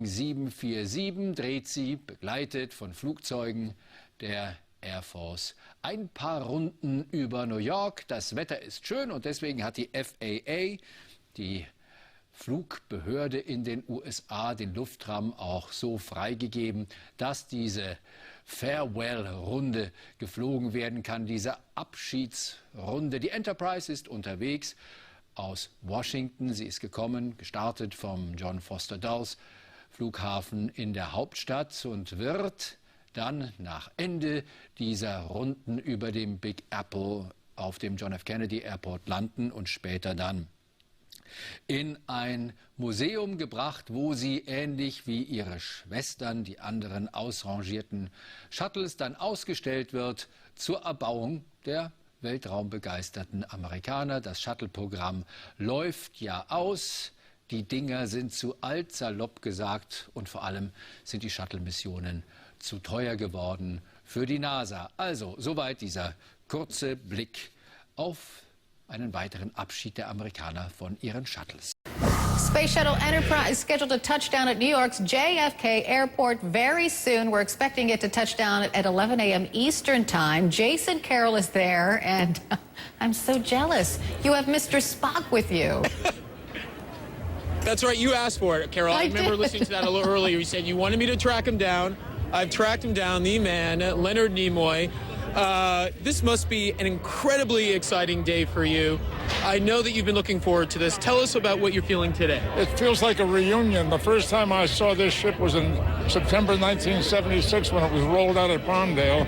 The hangar doors opened and out came the Enterprise, which was named after our Starship Enterprise on Star Trek. I think we have a picture of that somewhere. I think you were wearing a quite 70s symbolic blue pantsuit or something. I was wearing bell-bottom pants. Your style has improved greatly. Yeah, we were all there, the cast and Gene Roddenberry, the producer, and the Air Force Band was playing the theme from Star Trek. It was a great thrill to be there that day. And it's thanks to the fans of Star Trek, right? Because initially the thought was the spacecraft was going to be named the Constitution. It was named Constitution, and Gerald Ford was president at the time.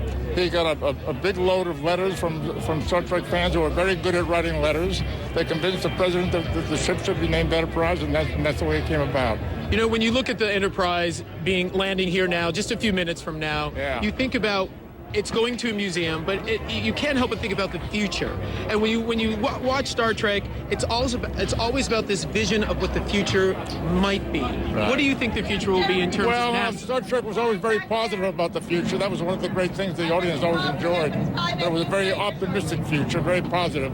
And I think one of the most important things that Star Trek had to offer was to explain to young people what the possibilities of science were, to excite people about the idea of being scientists, engineers, and so forth. We need those kind of people who have the vision for the future like that. And I know you'll be speaking to the crowd that is gathered here today. You'll be speaking a little later. What do you intend to tell them? I'm going to talk about how the Enterprise name came about on the shuttle and what it meant to us to be there that day when it was first rolled out in 1976 at Palmdale. To be part of history like that's a great day. A beautiful day, a great day for so many people here. I know we only have you just for a few minutes. Also have to ask you, as you're standing here, I know you've seen a lot of the young kids coming in. I'm not sure if they recognize you. I know the older kids, such as myself, do.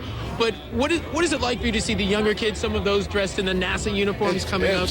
It's a real treat. It's a real treat. And to be able to be involved with something that has spanned so many generations as Star Trek has and as the space program has. Very exciting to be part of this.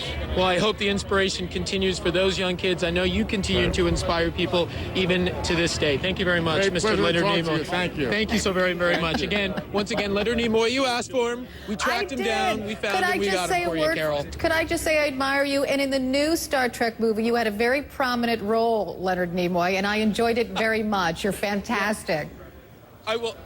And in fact, Carol, we were talking about that. Carol Costello, the anchor, remember we were talking about the new Star Trek movie. Yeah. It was great. He did a great job in it, and we were talking about that just before. Will you be in another Star Trek movie? We're talking. Talking, Carol. Hopefully. Fantastic. Thank you so much. This thing is just about to land, Jason, Carol. Can people see it from where you're standing? Thank you so very much.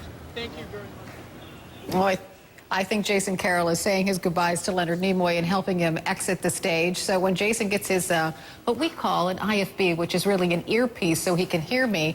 Jason, you have that thing back in? Yeah. All righty then. Okay, so can you see the shuttle from your vantage point now?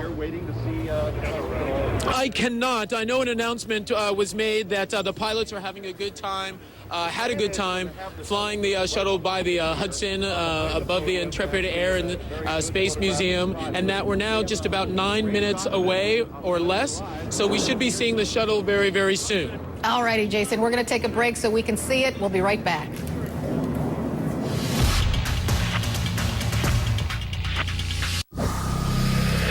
Okay, you're looking at live pictures of that Boeing 747 with the Space Shuttle Enterprise on its back. It's now flying over New Jersey, just about 7 or so minutes away from JFK, where it will land to the delight of hundreds who are gathered there, including many school children who just can't wait to get a glimpse of this thing. Jason Carroll has been out there all day long. John Zarrella is with us from Florida. He's been covering the space program like forever. So, John Zarrella, as you're watching this, what goes through your mind? Well, you know, what goes through my mind is we're looking again at the end of an era. We in our lifetime will never see another vehicle like this, a vehicle that's launched vertically into orbit and can return, fly down like an airplane and land. And anywhere in the world, people knew that a space shuttle came from the United States. It was that kind of an iconic vehicle. You know, there's no mistaking it. It's the space shuttle. It wasn't like a rocket capsule. You know, there's an interesting fact a lot of people probably may not recall or remember. The Russians actually built a space shuttle. It flew a couple of times, never into orbit, suborbital, just like Enterprise did, and then they abandoned the program. I believe it was called the Boron was the name of their shuttle. And it sits outside of Moscow, I believe, in Star City right now, exposed to the elements where these shuttles, when they're retired, are going to be in beautiful museums around the world. But you know, as you watch it come in there, you know, we're going to do this again in the fall when Endeavour goes out to California, and then when Atlantis is trucked literally over to just down the road over to the visitor complex at the Kennedy Space Center. But it is the end of an era that in our lifetimes we will never see another vehicle with this kind of capability to fly astronauts to the space station and bring them back. But as Eileen Collins said to you, it's the beginning.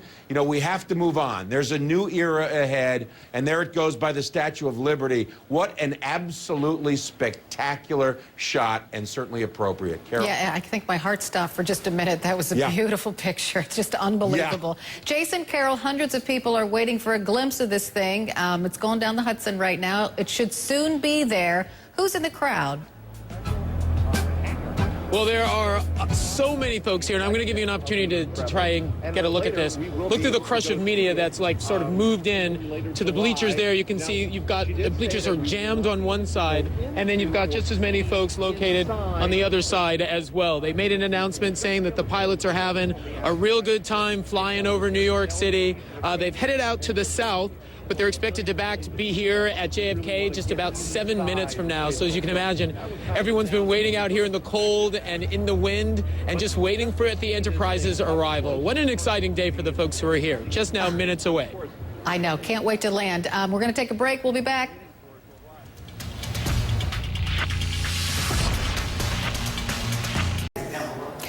Shuttle Enterprise set to land in 4 or 5 minutes at JFK. That does it for me. Thank you for joining us. I'm Carol Costello. Kira Phillips, take it away. All right, thanks so much, Carol. Hello, everyone. I'm Kira Phillips. It is 11 o'clock on the East Coast, 8 o'clock out west. You are looking at live pictures now, the final flight of a space shuttle that never flew into space. We're talking about Enterprise. It's a prototype that was built in 1976 to actually test equipment and landings. Right now, it's circling New York City, en route to its final destination, as you heard Carol say there, on the Intrepid Floating Museum. Intrepid was displaced from its former home, a Smithsonian hangar in Virginia, by the shuttle Discovery, which did fly in space many, many times. We talked about that about 2 weeks ago. And watching the skies from Kennedy Airport this hour are Jason Carroll. Also, our John Zarrella is at our Miami bureau. Jason, why don't we go ahead and start with you? What have you been able to see, hear, feel? Give us an understanding of the landscape right now. Well, what do I hear right now? I think it's the Staple Singers singing that classic "I'll Take You There," and I think that's what they're playing right now. And this shuttles definitely took a lot of astronauts to a lot of different places. But as you say, the Enterprise actually never made into space, but still exciting nonetheless. Exciting for the hundreds of invited guests who are here at JFK. We're going to have speakers from NASA, speakers from the Intrepid Sea, Air, and Space Museum, and also Leonard Nimoy, Spock, will be here speaking as well. We spoke to him just a few minutes ago, and he talked about how exciting it was for him. He was actually around in 1976 when the Enterprise made its debut. The whole crew of the Enterprise came out for that momentous occasion. As you know, the aircraft is named after the spaceship Enterprise, after TV fans wrote in and said, no, you shouldn't name it the Constitution, you should name it the Enterprise. So a lot of excitement here as we're now just minutes away from seeing the Enterprise make its momentous landing here at JFK. Once again, we're told the pilots are having a good time doing flyovers over the Hudson. They already did a flyover over the Intrepid Air and Space Museum. So now we're just waiting for it to make its way here. Kira? Yeah, I mean, talk about the flyover of all flyovers, Jason. How many times have we been at the Super Bowl, at a NASCAR race, you know, at some sort of military event, and you get one little zoom by the fighter jets, right? This crew must be having a field day. We've been at so many of those types of occasions, but for me and for a lot of folks here in the Northeast, this is a new one because folks down in Florida, they're used to seeing the takeoffs and the landings, but for folks here in the Northeast, this is something entirely new. So you can imagine the excitement of, especially the little kids who are here. We saw a group of them dressed in blue, sort of like NASA space outfits, you know, absolutely incredibly adorable. And when I was speaking to Leonard Nimoy about that, he said, when you look at that what you are seeing is the future, this future of space travel. Hopefully a few astronauts in the bunch who will someday want to fly out into outer space as well. All right, John Zarrella, you connected with us still? Yep, I have you, Kira. All right, so why don't we talk a little bit more about the Enterprise, what we're seeing, other aircraft out there. Now it's getting ready, it's getting pretty close to the Intrepid, right? It's kind of hard for me to see from the banner. Is it coming up on the deck? Not yet. Okay, I can't. okay. I'm not even sure the landing gear are down yet. Right. I can't see either. You have better eyes than I do. So why don't we talk a little bit first about the Enterprise, a little bit of background here, and you know, just all the shuttle action we've been seeing lately from the Discovery to the Enterprise and how they're switching. Oh, I think we might have possibly just got some land. Our shot froze there. Okay, we're trying to keep an eye on it. So go ahead, John. You know, the Enterprise flew test flights. It flew 5 flights on the back of a 747, just like it is now, and it was released at about 25,000 feet to glide down over the Mojave Desert out there in California to land at the dry lake bed at Edwards, and all of that was to test the aerodynamics. Was the concept right? Could you actually have a winged body glide back to Earth safely? And we can see some of that old video from 1977. NASA didn't know if it would really work, if they could do it. You know, you're talking about a 150,000-pound spacecraft re-entering the Earth's atmosphere and then landing as a glider, not under any power. They did 5 of these glide tests, and, you know, Enterprise actually could have flown, and there was talk that it would fly after Columbia, but they found some structural issues and design issues in those last of those drop tests that they did, and decided it was cheaper to build another spacecraft. Ultimately, that would be Challenger, than it would have been to retrofit the Enterprise. So it went on to the Smithsonian in 1985 after traveling sort of as an ambassador for NASA all over the world. It was in Canada. It was at an air show in Paris. It was in Germany. It was at the U.S. World's Fair down in Louisiana. And then in 1985 went to the Smithsonian. But, you know, I like to say it's kind of the Rodney Dangerfield of space shuttles because, you know, it's the one that never flew into space, doesn't get a lot of respect. But if it hadn't been for those test flights with Enterprise, you know, NASA may never have, and had they not succeeded, you know, space shuttles may never have flown in space. And what a remarkable vehicle. You and I in our lifetimes will never see another vehicle like this again flying into space, sadly. But still, if we look toward the future, there is still a lot going on with regard to space travel and all the independent, you know, wealthy folks out there, exactly, trying to make a commercial flight available to those who can afford it. Yeah, in fact, just yesterday, I interviewed Elon Musk, the head of SpaceX, because his company is going to be launching the Dragon spacecraft a week from Monday, about 9:22 a.m., if all goes right, and they're going to attempt to rendezvous and berth with the International Space Station. No commercial company in history has ever attempted this, let alone done it, and it's going to usher in a whole new era in space travel. Commercial companies going to the space station, bringing supplies, bringing, you know, astronauts up there. Perhaps by 2016, he says he'll be ready to do that. And then NASA doing what NASA always did best, pressing that final frontier, as they said in Star Trek, you know, and building a rocket that will take humans out to an asteroid and ultimately onto Mars. So, you know, 2 separate tracks. NASA going into deep space, and then commercial companies, you know, doing all of this low Earth orbit work, and ultimately, you know, making low Earth orbit accessible and affordable, just like air travel has become. Kira? All right, and one more question for you. And Chad, I promise we're coming to you in 2 seconds here because I know you're watching all the different angles and different cameras of where the shuttle is and sort of the flight path here.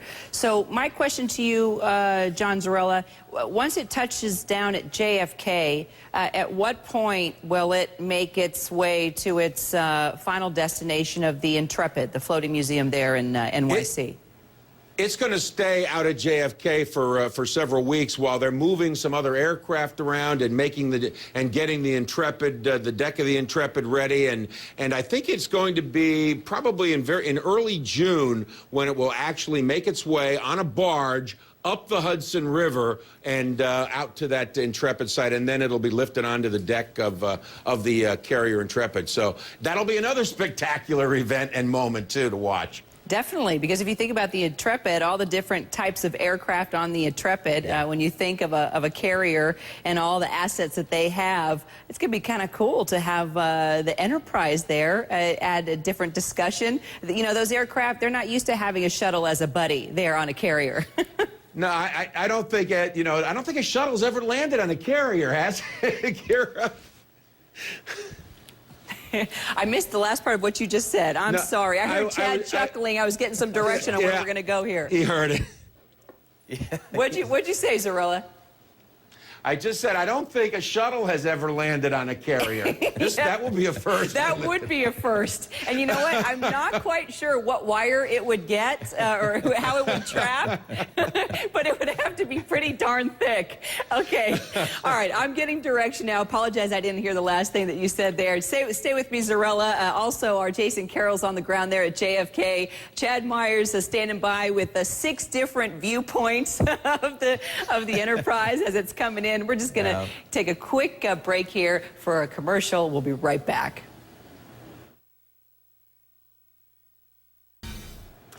Live pictures now. You are looking at the Enterprise, and it's getting quite the royal treatment with a grand entrance into New York City. The retired shuttle is riding in on top of NASA's 747 shuttle carrier aircraft, and the people in New York City, from what I'm told, are getting quite a flyover depending on where you are. Chad Myers, you've got a number of cameras. I guess they already flew by the Statue of Liberty, right? Yes, they okay. did. Where else did they? I mean, this is can I tell you, this is every pilot's dream. Yeah. This is like the longest flyover ever. Look at my stuff. That's what I'm telling. Look at history. Look at my stuff. I'm having a good time. This is the Circle Line going around and around Manhattan. This is the best Till flight. they run out of gas. Exactly. Landing gear still not down. Just made a very low pass over JFK. All the viewers, all the people there. We just saw Jason Carroll turn around and watch this fly over the top of his head. Amazing shots here. I think, Kira, we have more cameras on this shuttle than on a typical landing. Literally, I can tell you, people ask me, well, what's that stuff behind you? What's that blurry stuff behind you? What's all of our cameras, all of our signals? Router 1, there's you. You're on router 2. There you go. Another router 801 just went black. There's another router 843. We have so many cameras on this thing coming down. What we're really waiting for is the bottom of the plane to show that the landing gear is down. That's when we'll know we're just a few minutes away from it actually coming down, actually touching down. I want to see this thing, though, get on the barge. I want to see them load this thing. I want to see what kind of crane it's going to take to get this on the barge, and then what kind of cranes are going to need to get it up on top of the carrier deck itself. That's going to be so interesting. People saying, is it hard to fly? Is this really hard to fly? Well, of course, the plane is top heavy a little bit. You wouldn't expect all that weight to be on top of a 747, but would you believe that with the shuttle on top, it doesn't weigh as much as if that plane was loaded with people and baggage? It's less than with people and baggage. So other than being top heavy, it's not that hard to fly. You know, we've been trying desperately to get one of our astronaut buddies to call in. I tell you, we've had so many calls out, but the word is that most of them, Jason Carroll, are there either on the ground or at one of the locations wanting to be a part of history. Maybe if one of my buddies out there, former astronauts, might be watching CNN in one way or another, they could call in and just kind of tell us, you know, how they feel. But Jason, as we saw with the Discovery... We'll try to find one for you. Yeah, exactly. Could you do me a favor? Just kind of work your way through the crowd. I'm sure you'll find somebody. But in all seriousness, there were a number of the commanders, you know, at the Discovery's ceremony. And, you know, there's so many people that have been involved through the years with the Enterprise. Tell us what it's like there on the ground. And are people getting, every time it comes by, how do people react when they fly over? Well, that ceremonial flyby was so exhilarating. The place erupted with applause, and I can tell you from the first time seeing it, it's a lot bigger up close. I mean, everyone talks about it, but when you see it fly by, you see the power of it. It's really quite amazing. And just to backtrack just a little bit before the break, did you and John Zarrella call it the Rodney Dangerfield of shuttles? Okay, Yeah. let me make it clear, Jason. Yeah, that you was clarify not me. that. Let me clarify. That was our dear All right, friend that was John Zarrella, All and he's right. probably going to want to pipe in because the poor Enterprise, you know, if it could talk, would say, "I can't get no respect." Okay. Okay. That's fair. Okay, I will give you It that. is now, but think though. about it. But think about it in this way. Think about it in this way. The shuttles are still so popular that, some 29 cities were bidding to have the Enterprise come to their city. So the way that it shakes down now, you've got the Atlantis going to the Kennedy Space Center in Florida. You've got the Endeavour going to California. You've got Discovery going to the Smithsonian in Virginia. So this is still a very big day for New York. There just aren't enough shuttles to go around. I mean, think about the people in Houston. They would love to have the Rodney Dangerfield of shuttles coming to their city. It is still a very exciting moment to have a shuttle come to a place like the Northeast. I'll tell you what, we'll take it over to John and Chad just for a little bit here. Jason, maybe you might have a chance to kind of work the crowd. I don't know if anybody is close to you that might be somehow tied to aviation, to space, that might want to talk to us about what they're watching there right next to you. You let us know. We'll search them out. Yeah, perfect. Okay, give us a holler then. Of the leadership of the American space program. Now, all of those space scientists, I mean, literally rocket scientists, are losing their jobs. What does it mean as it touches down? What do you think?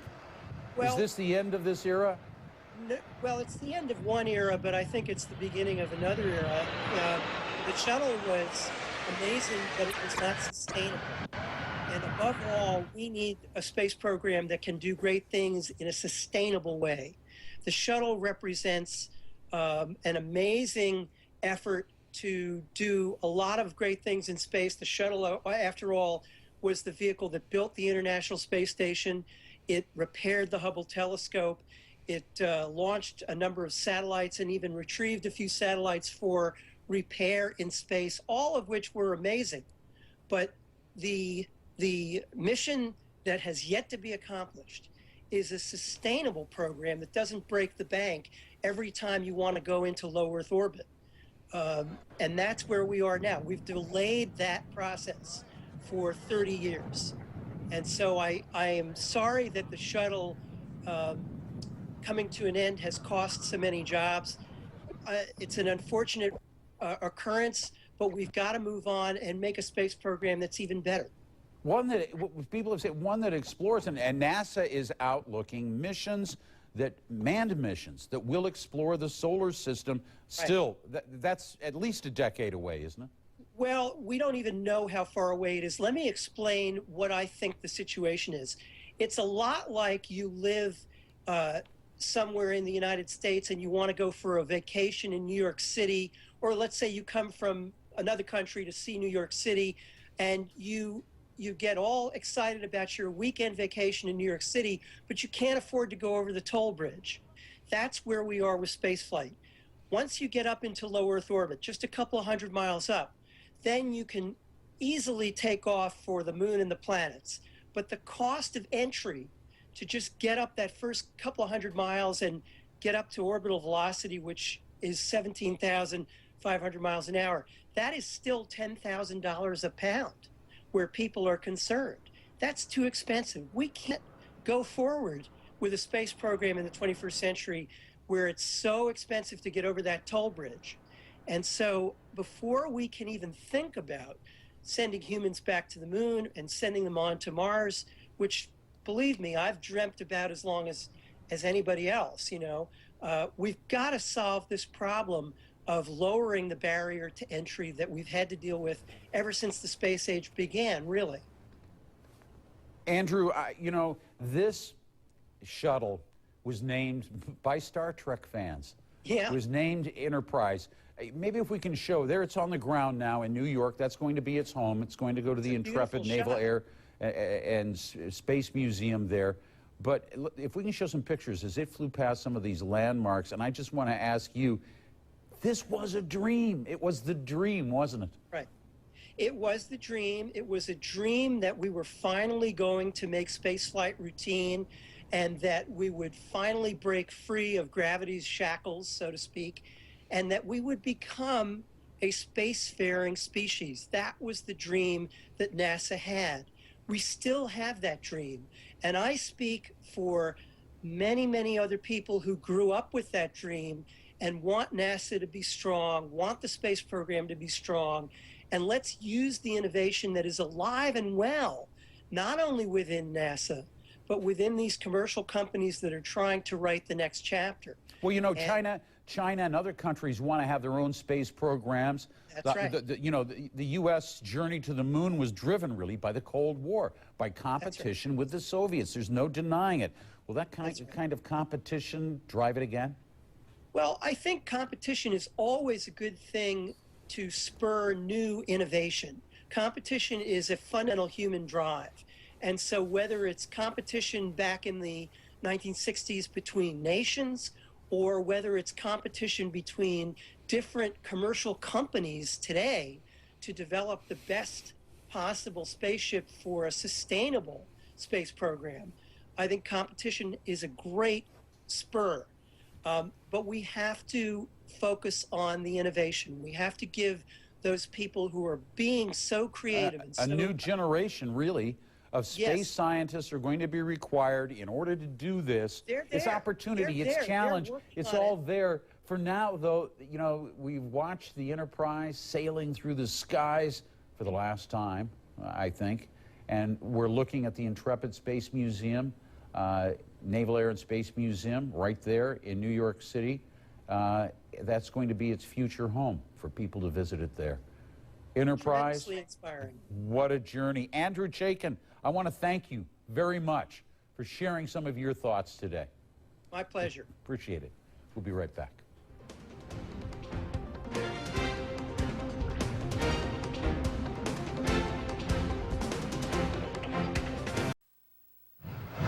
And welcome back. You are watching a bit of history here, the final flight of a space shuttle that never flew in space. This is the Enterprise that just landed moments ago there in New York City.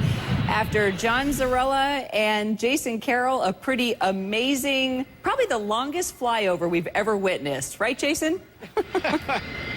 Oh, that was a long one, and the longest time it has taken to find a parking space as well. But as you can see now, it has landed and parked into a perfect position, at least for our cameras here at JFK. The crowd now anxiously awaiting as some of the speakers will eventually step up on the dais and give their final thoughts to this momentous and historic occasion.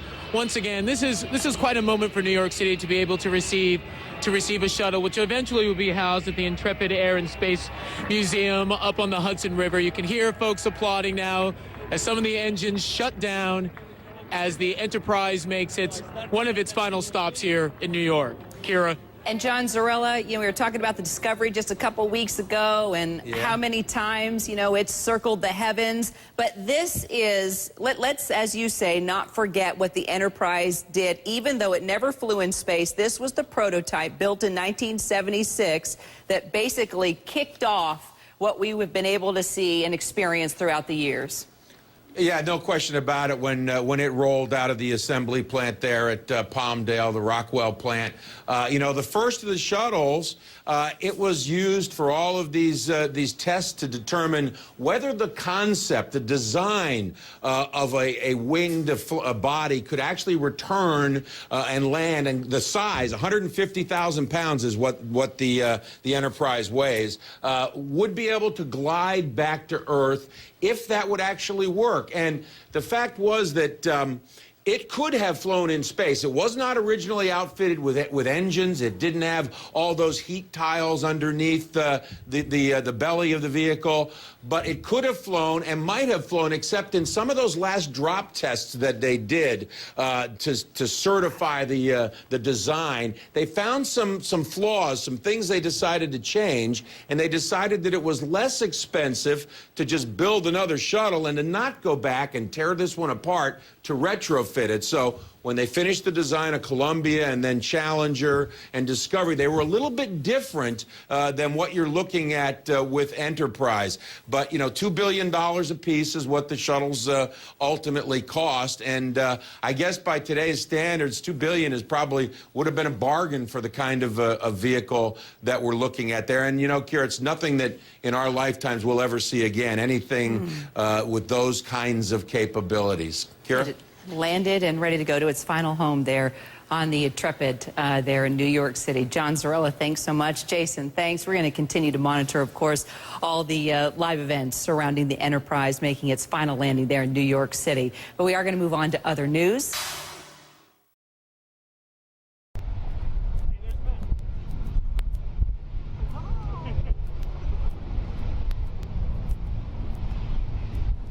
Kenny, time mark.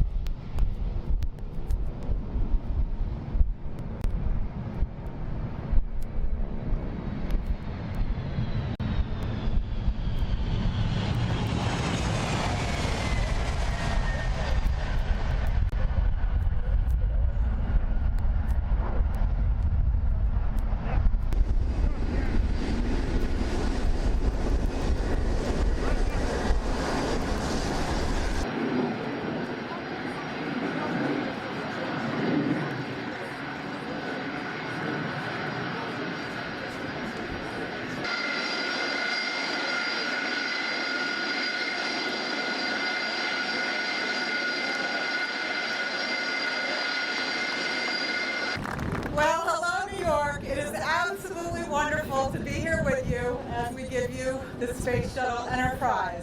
While New York is gaining the Space Shuttle today, I must admit this is bittersweet for NASA because we're saying goodbye a bit. And the shuttle has given us such an amazing program over her 30-year history, launching satellites and spacecraft that peer out into the universe, like the Hubble Space Telescope, as well as launching spacecraft that look right back here at planet Earth and help us understand our own planet. The men and women who brought you the Space Shuttle are not going to rest. We are across this country as I speak building space vehicles with names like Orion and Dragon and Dream Chaser to take us not only to and from the space station, but beyond low Earth orbit to an asteroid and on to Mars. The space program is alive and well because of the Space Shuttle Enterprise and what she has brought to this nation.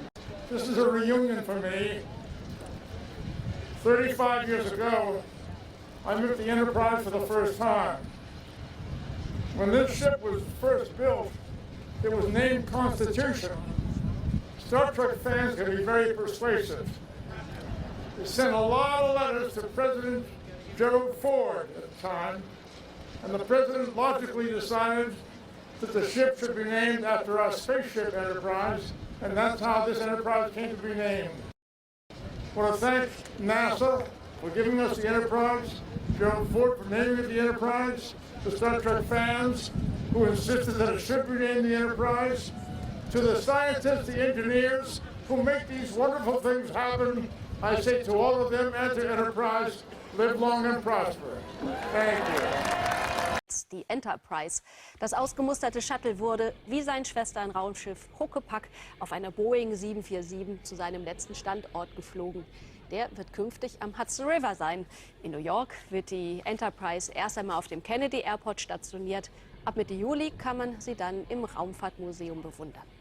I've been looking skyward this day, catching a glimpse of a remarkable sight. The U.S. Space Shuttle Enterprise circling the skyline on top of a jumbo jet as part of its final flight.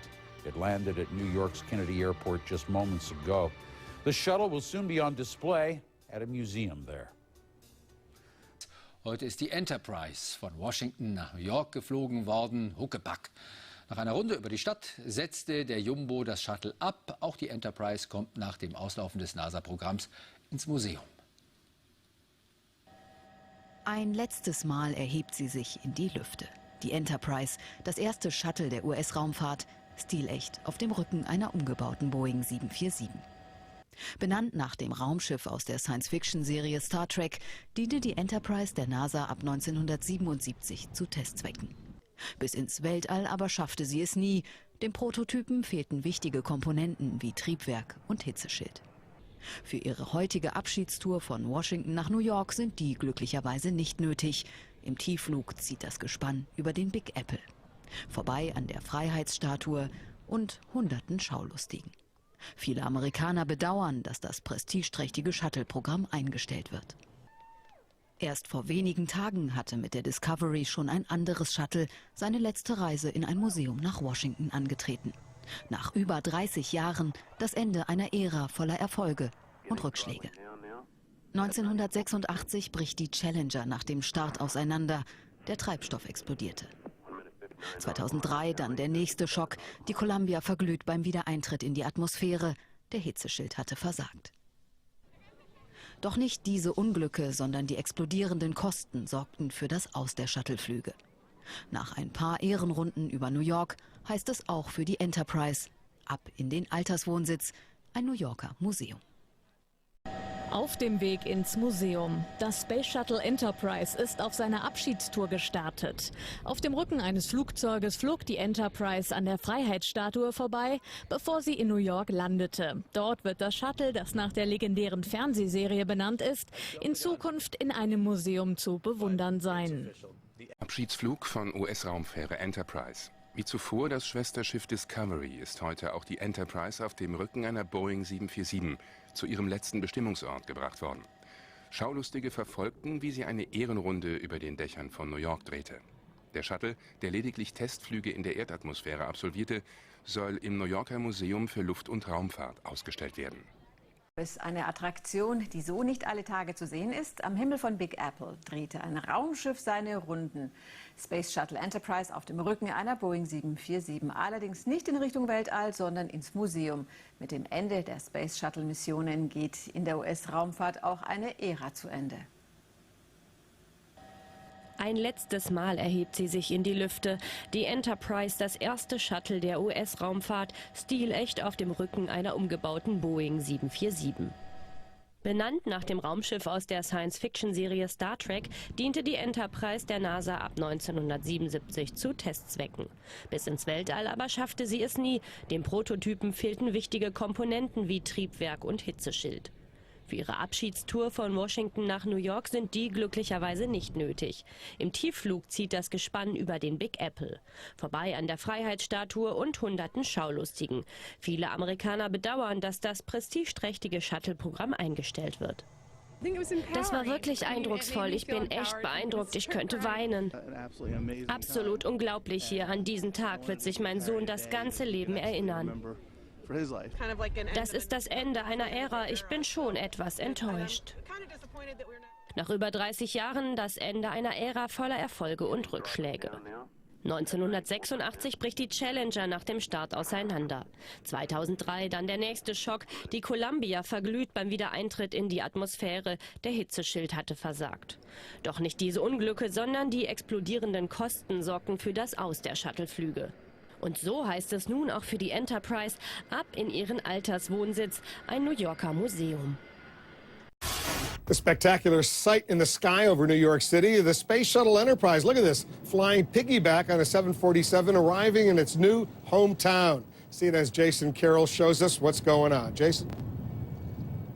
Well, Wolf, the Space Shuttle Enterprise has finally parked itself here at JFK Airport. It has been a day of anticipation and excitement for New Yorkers as a piece of space history has finally made its way to its new home.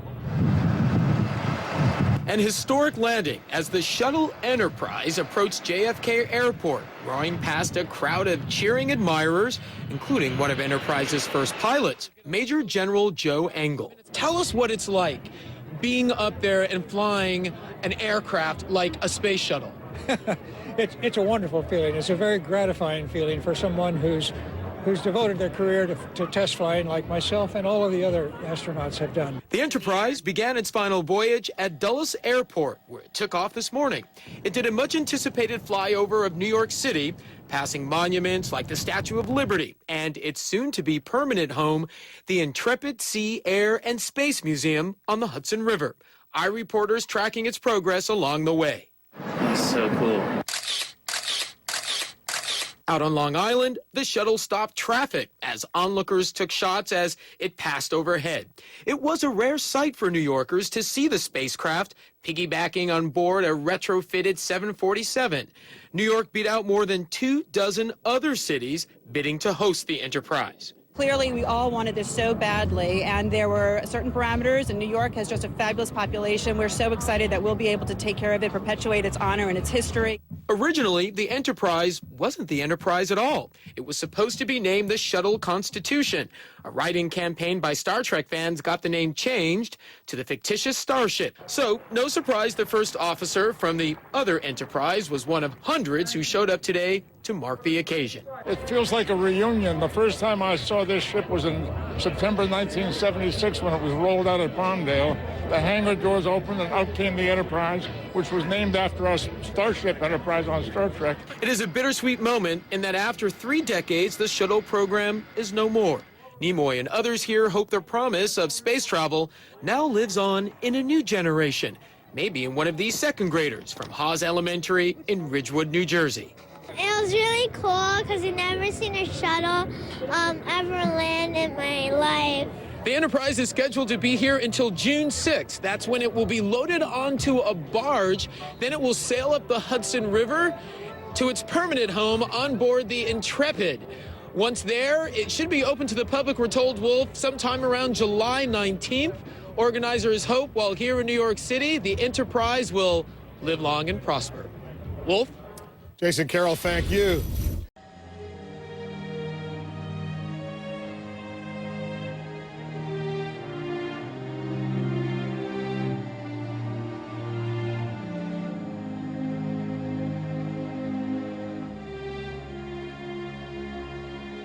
This is a reunion for me. 35 years ago, I met the Enterprise for the first time. When this ship was first built, it was named Constitution. Star Trek fans can be very persuasive. They sent a lot of letters to President Gerald Ford at the time, and the president logically decided that the ship should be named after our spaceship Enterprise, and that's how this Enterprise came to be named.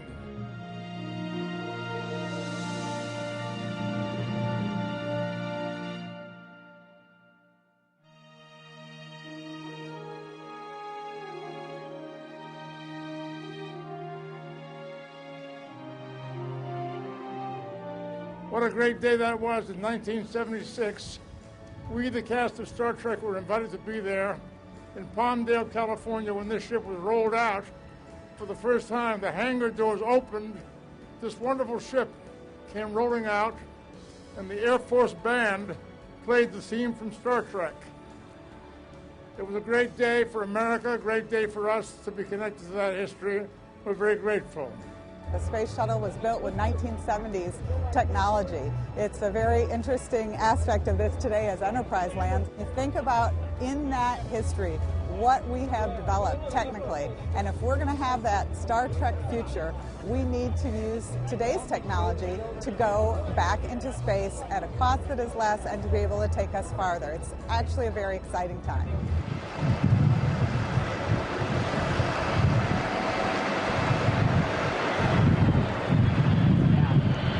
To the scientists, the engineers who make these wonderful things happen, I say to all of them and to Enterprise, live long and prosper.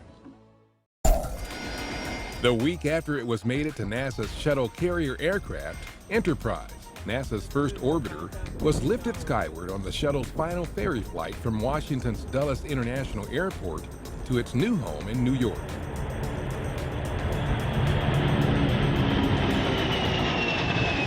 Several hours later, in a sight reminiscent of its fly-around of the Washington, D.C. metro area a week earlier, the SCA brought Enterprise over several Big Apple landmarks before finally touching down at John F. Kennedy International Airport.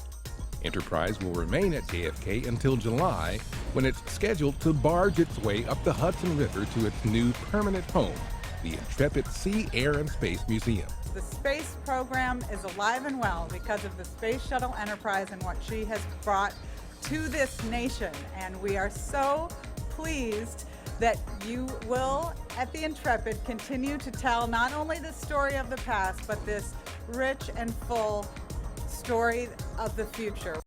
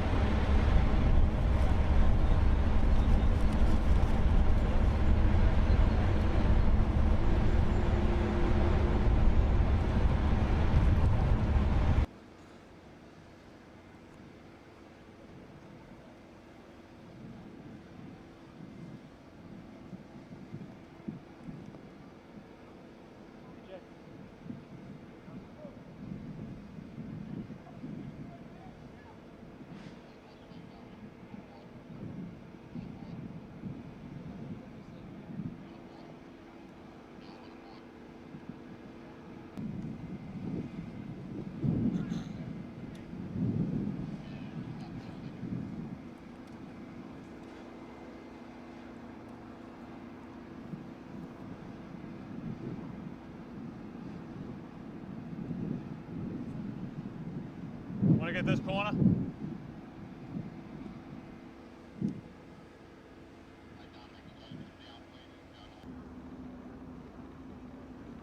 Yeah, we're gonna hover because we're gonna get this. We're gonna bring out the big crane barge that's coming out and getting up there. So it's supposed to just hang. Supposed to just hang out here.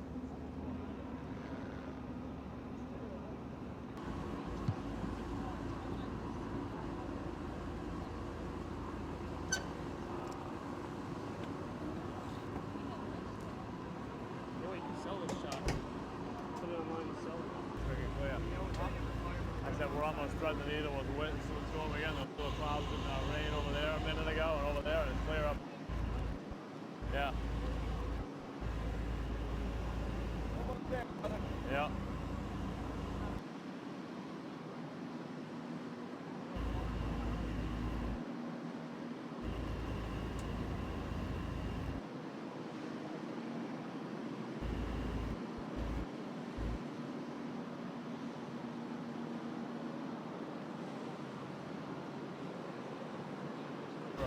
people will. We still got some work to do, but. Like a joyride, you know? Right.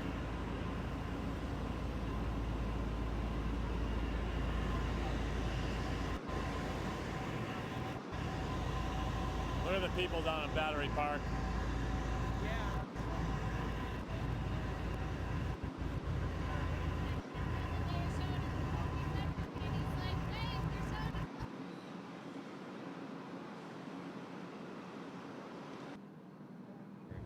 Yeah, but I gotta land it.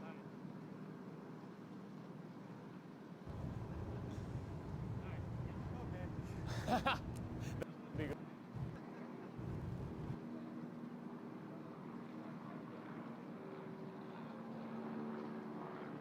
We can drop it forward.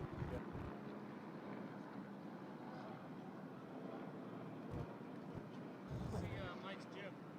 Yeah.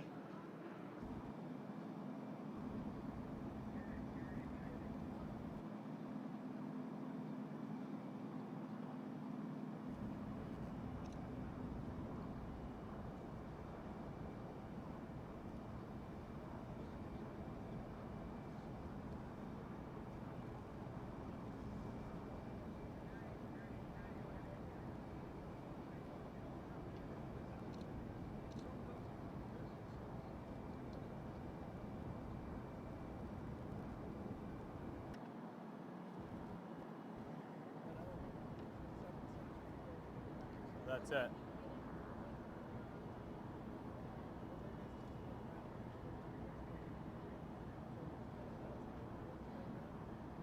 I thought I didn't.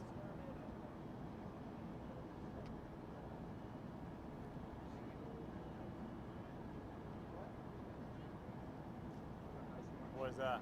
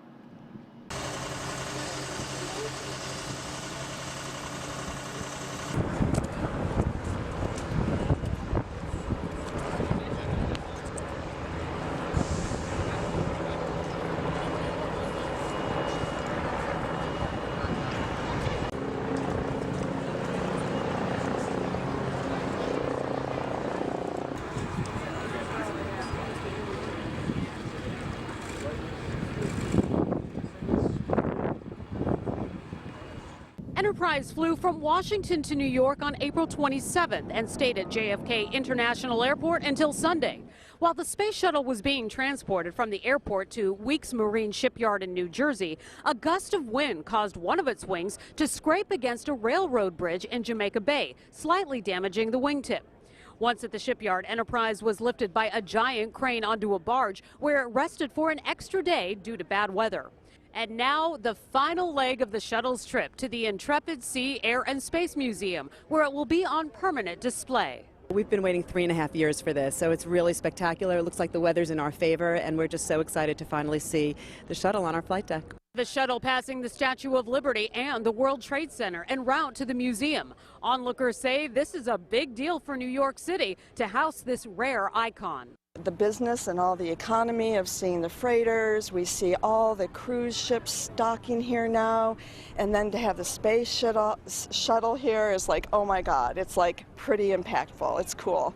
The Intrepid Museum president says it's an engineering feat to move a space shuttle onto the Intrepid. This is the first time a shuttle has ever been placed on the flight deck of an aircraft carrier. So for our engineers, they really had to look to every aspect. They had to re-engineer a little bit of the flight deck to make sure that the weight on wheels was supported at the right level. Once on display, the shuttle will be held 10 feet off the ground so onlookers can actually walk all around it and even underneath it.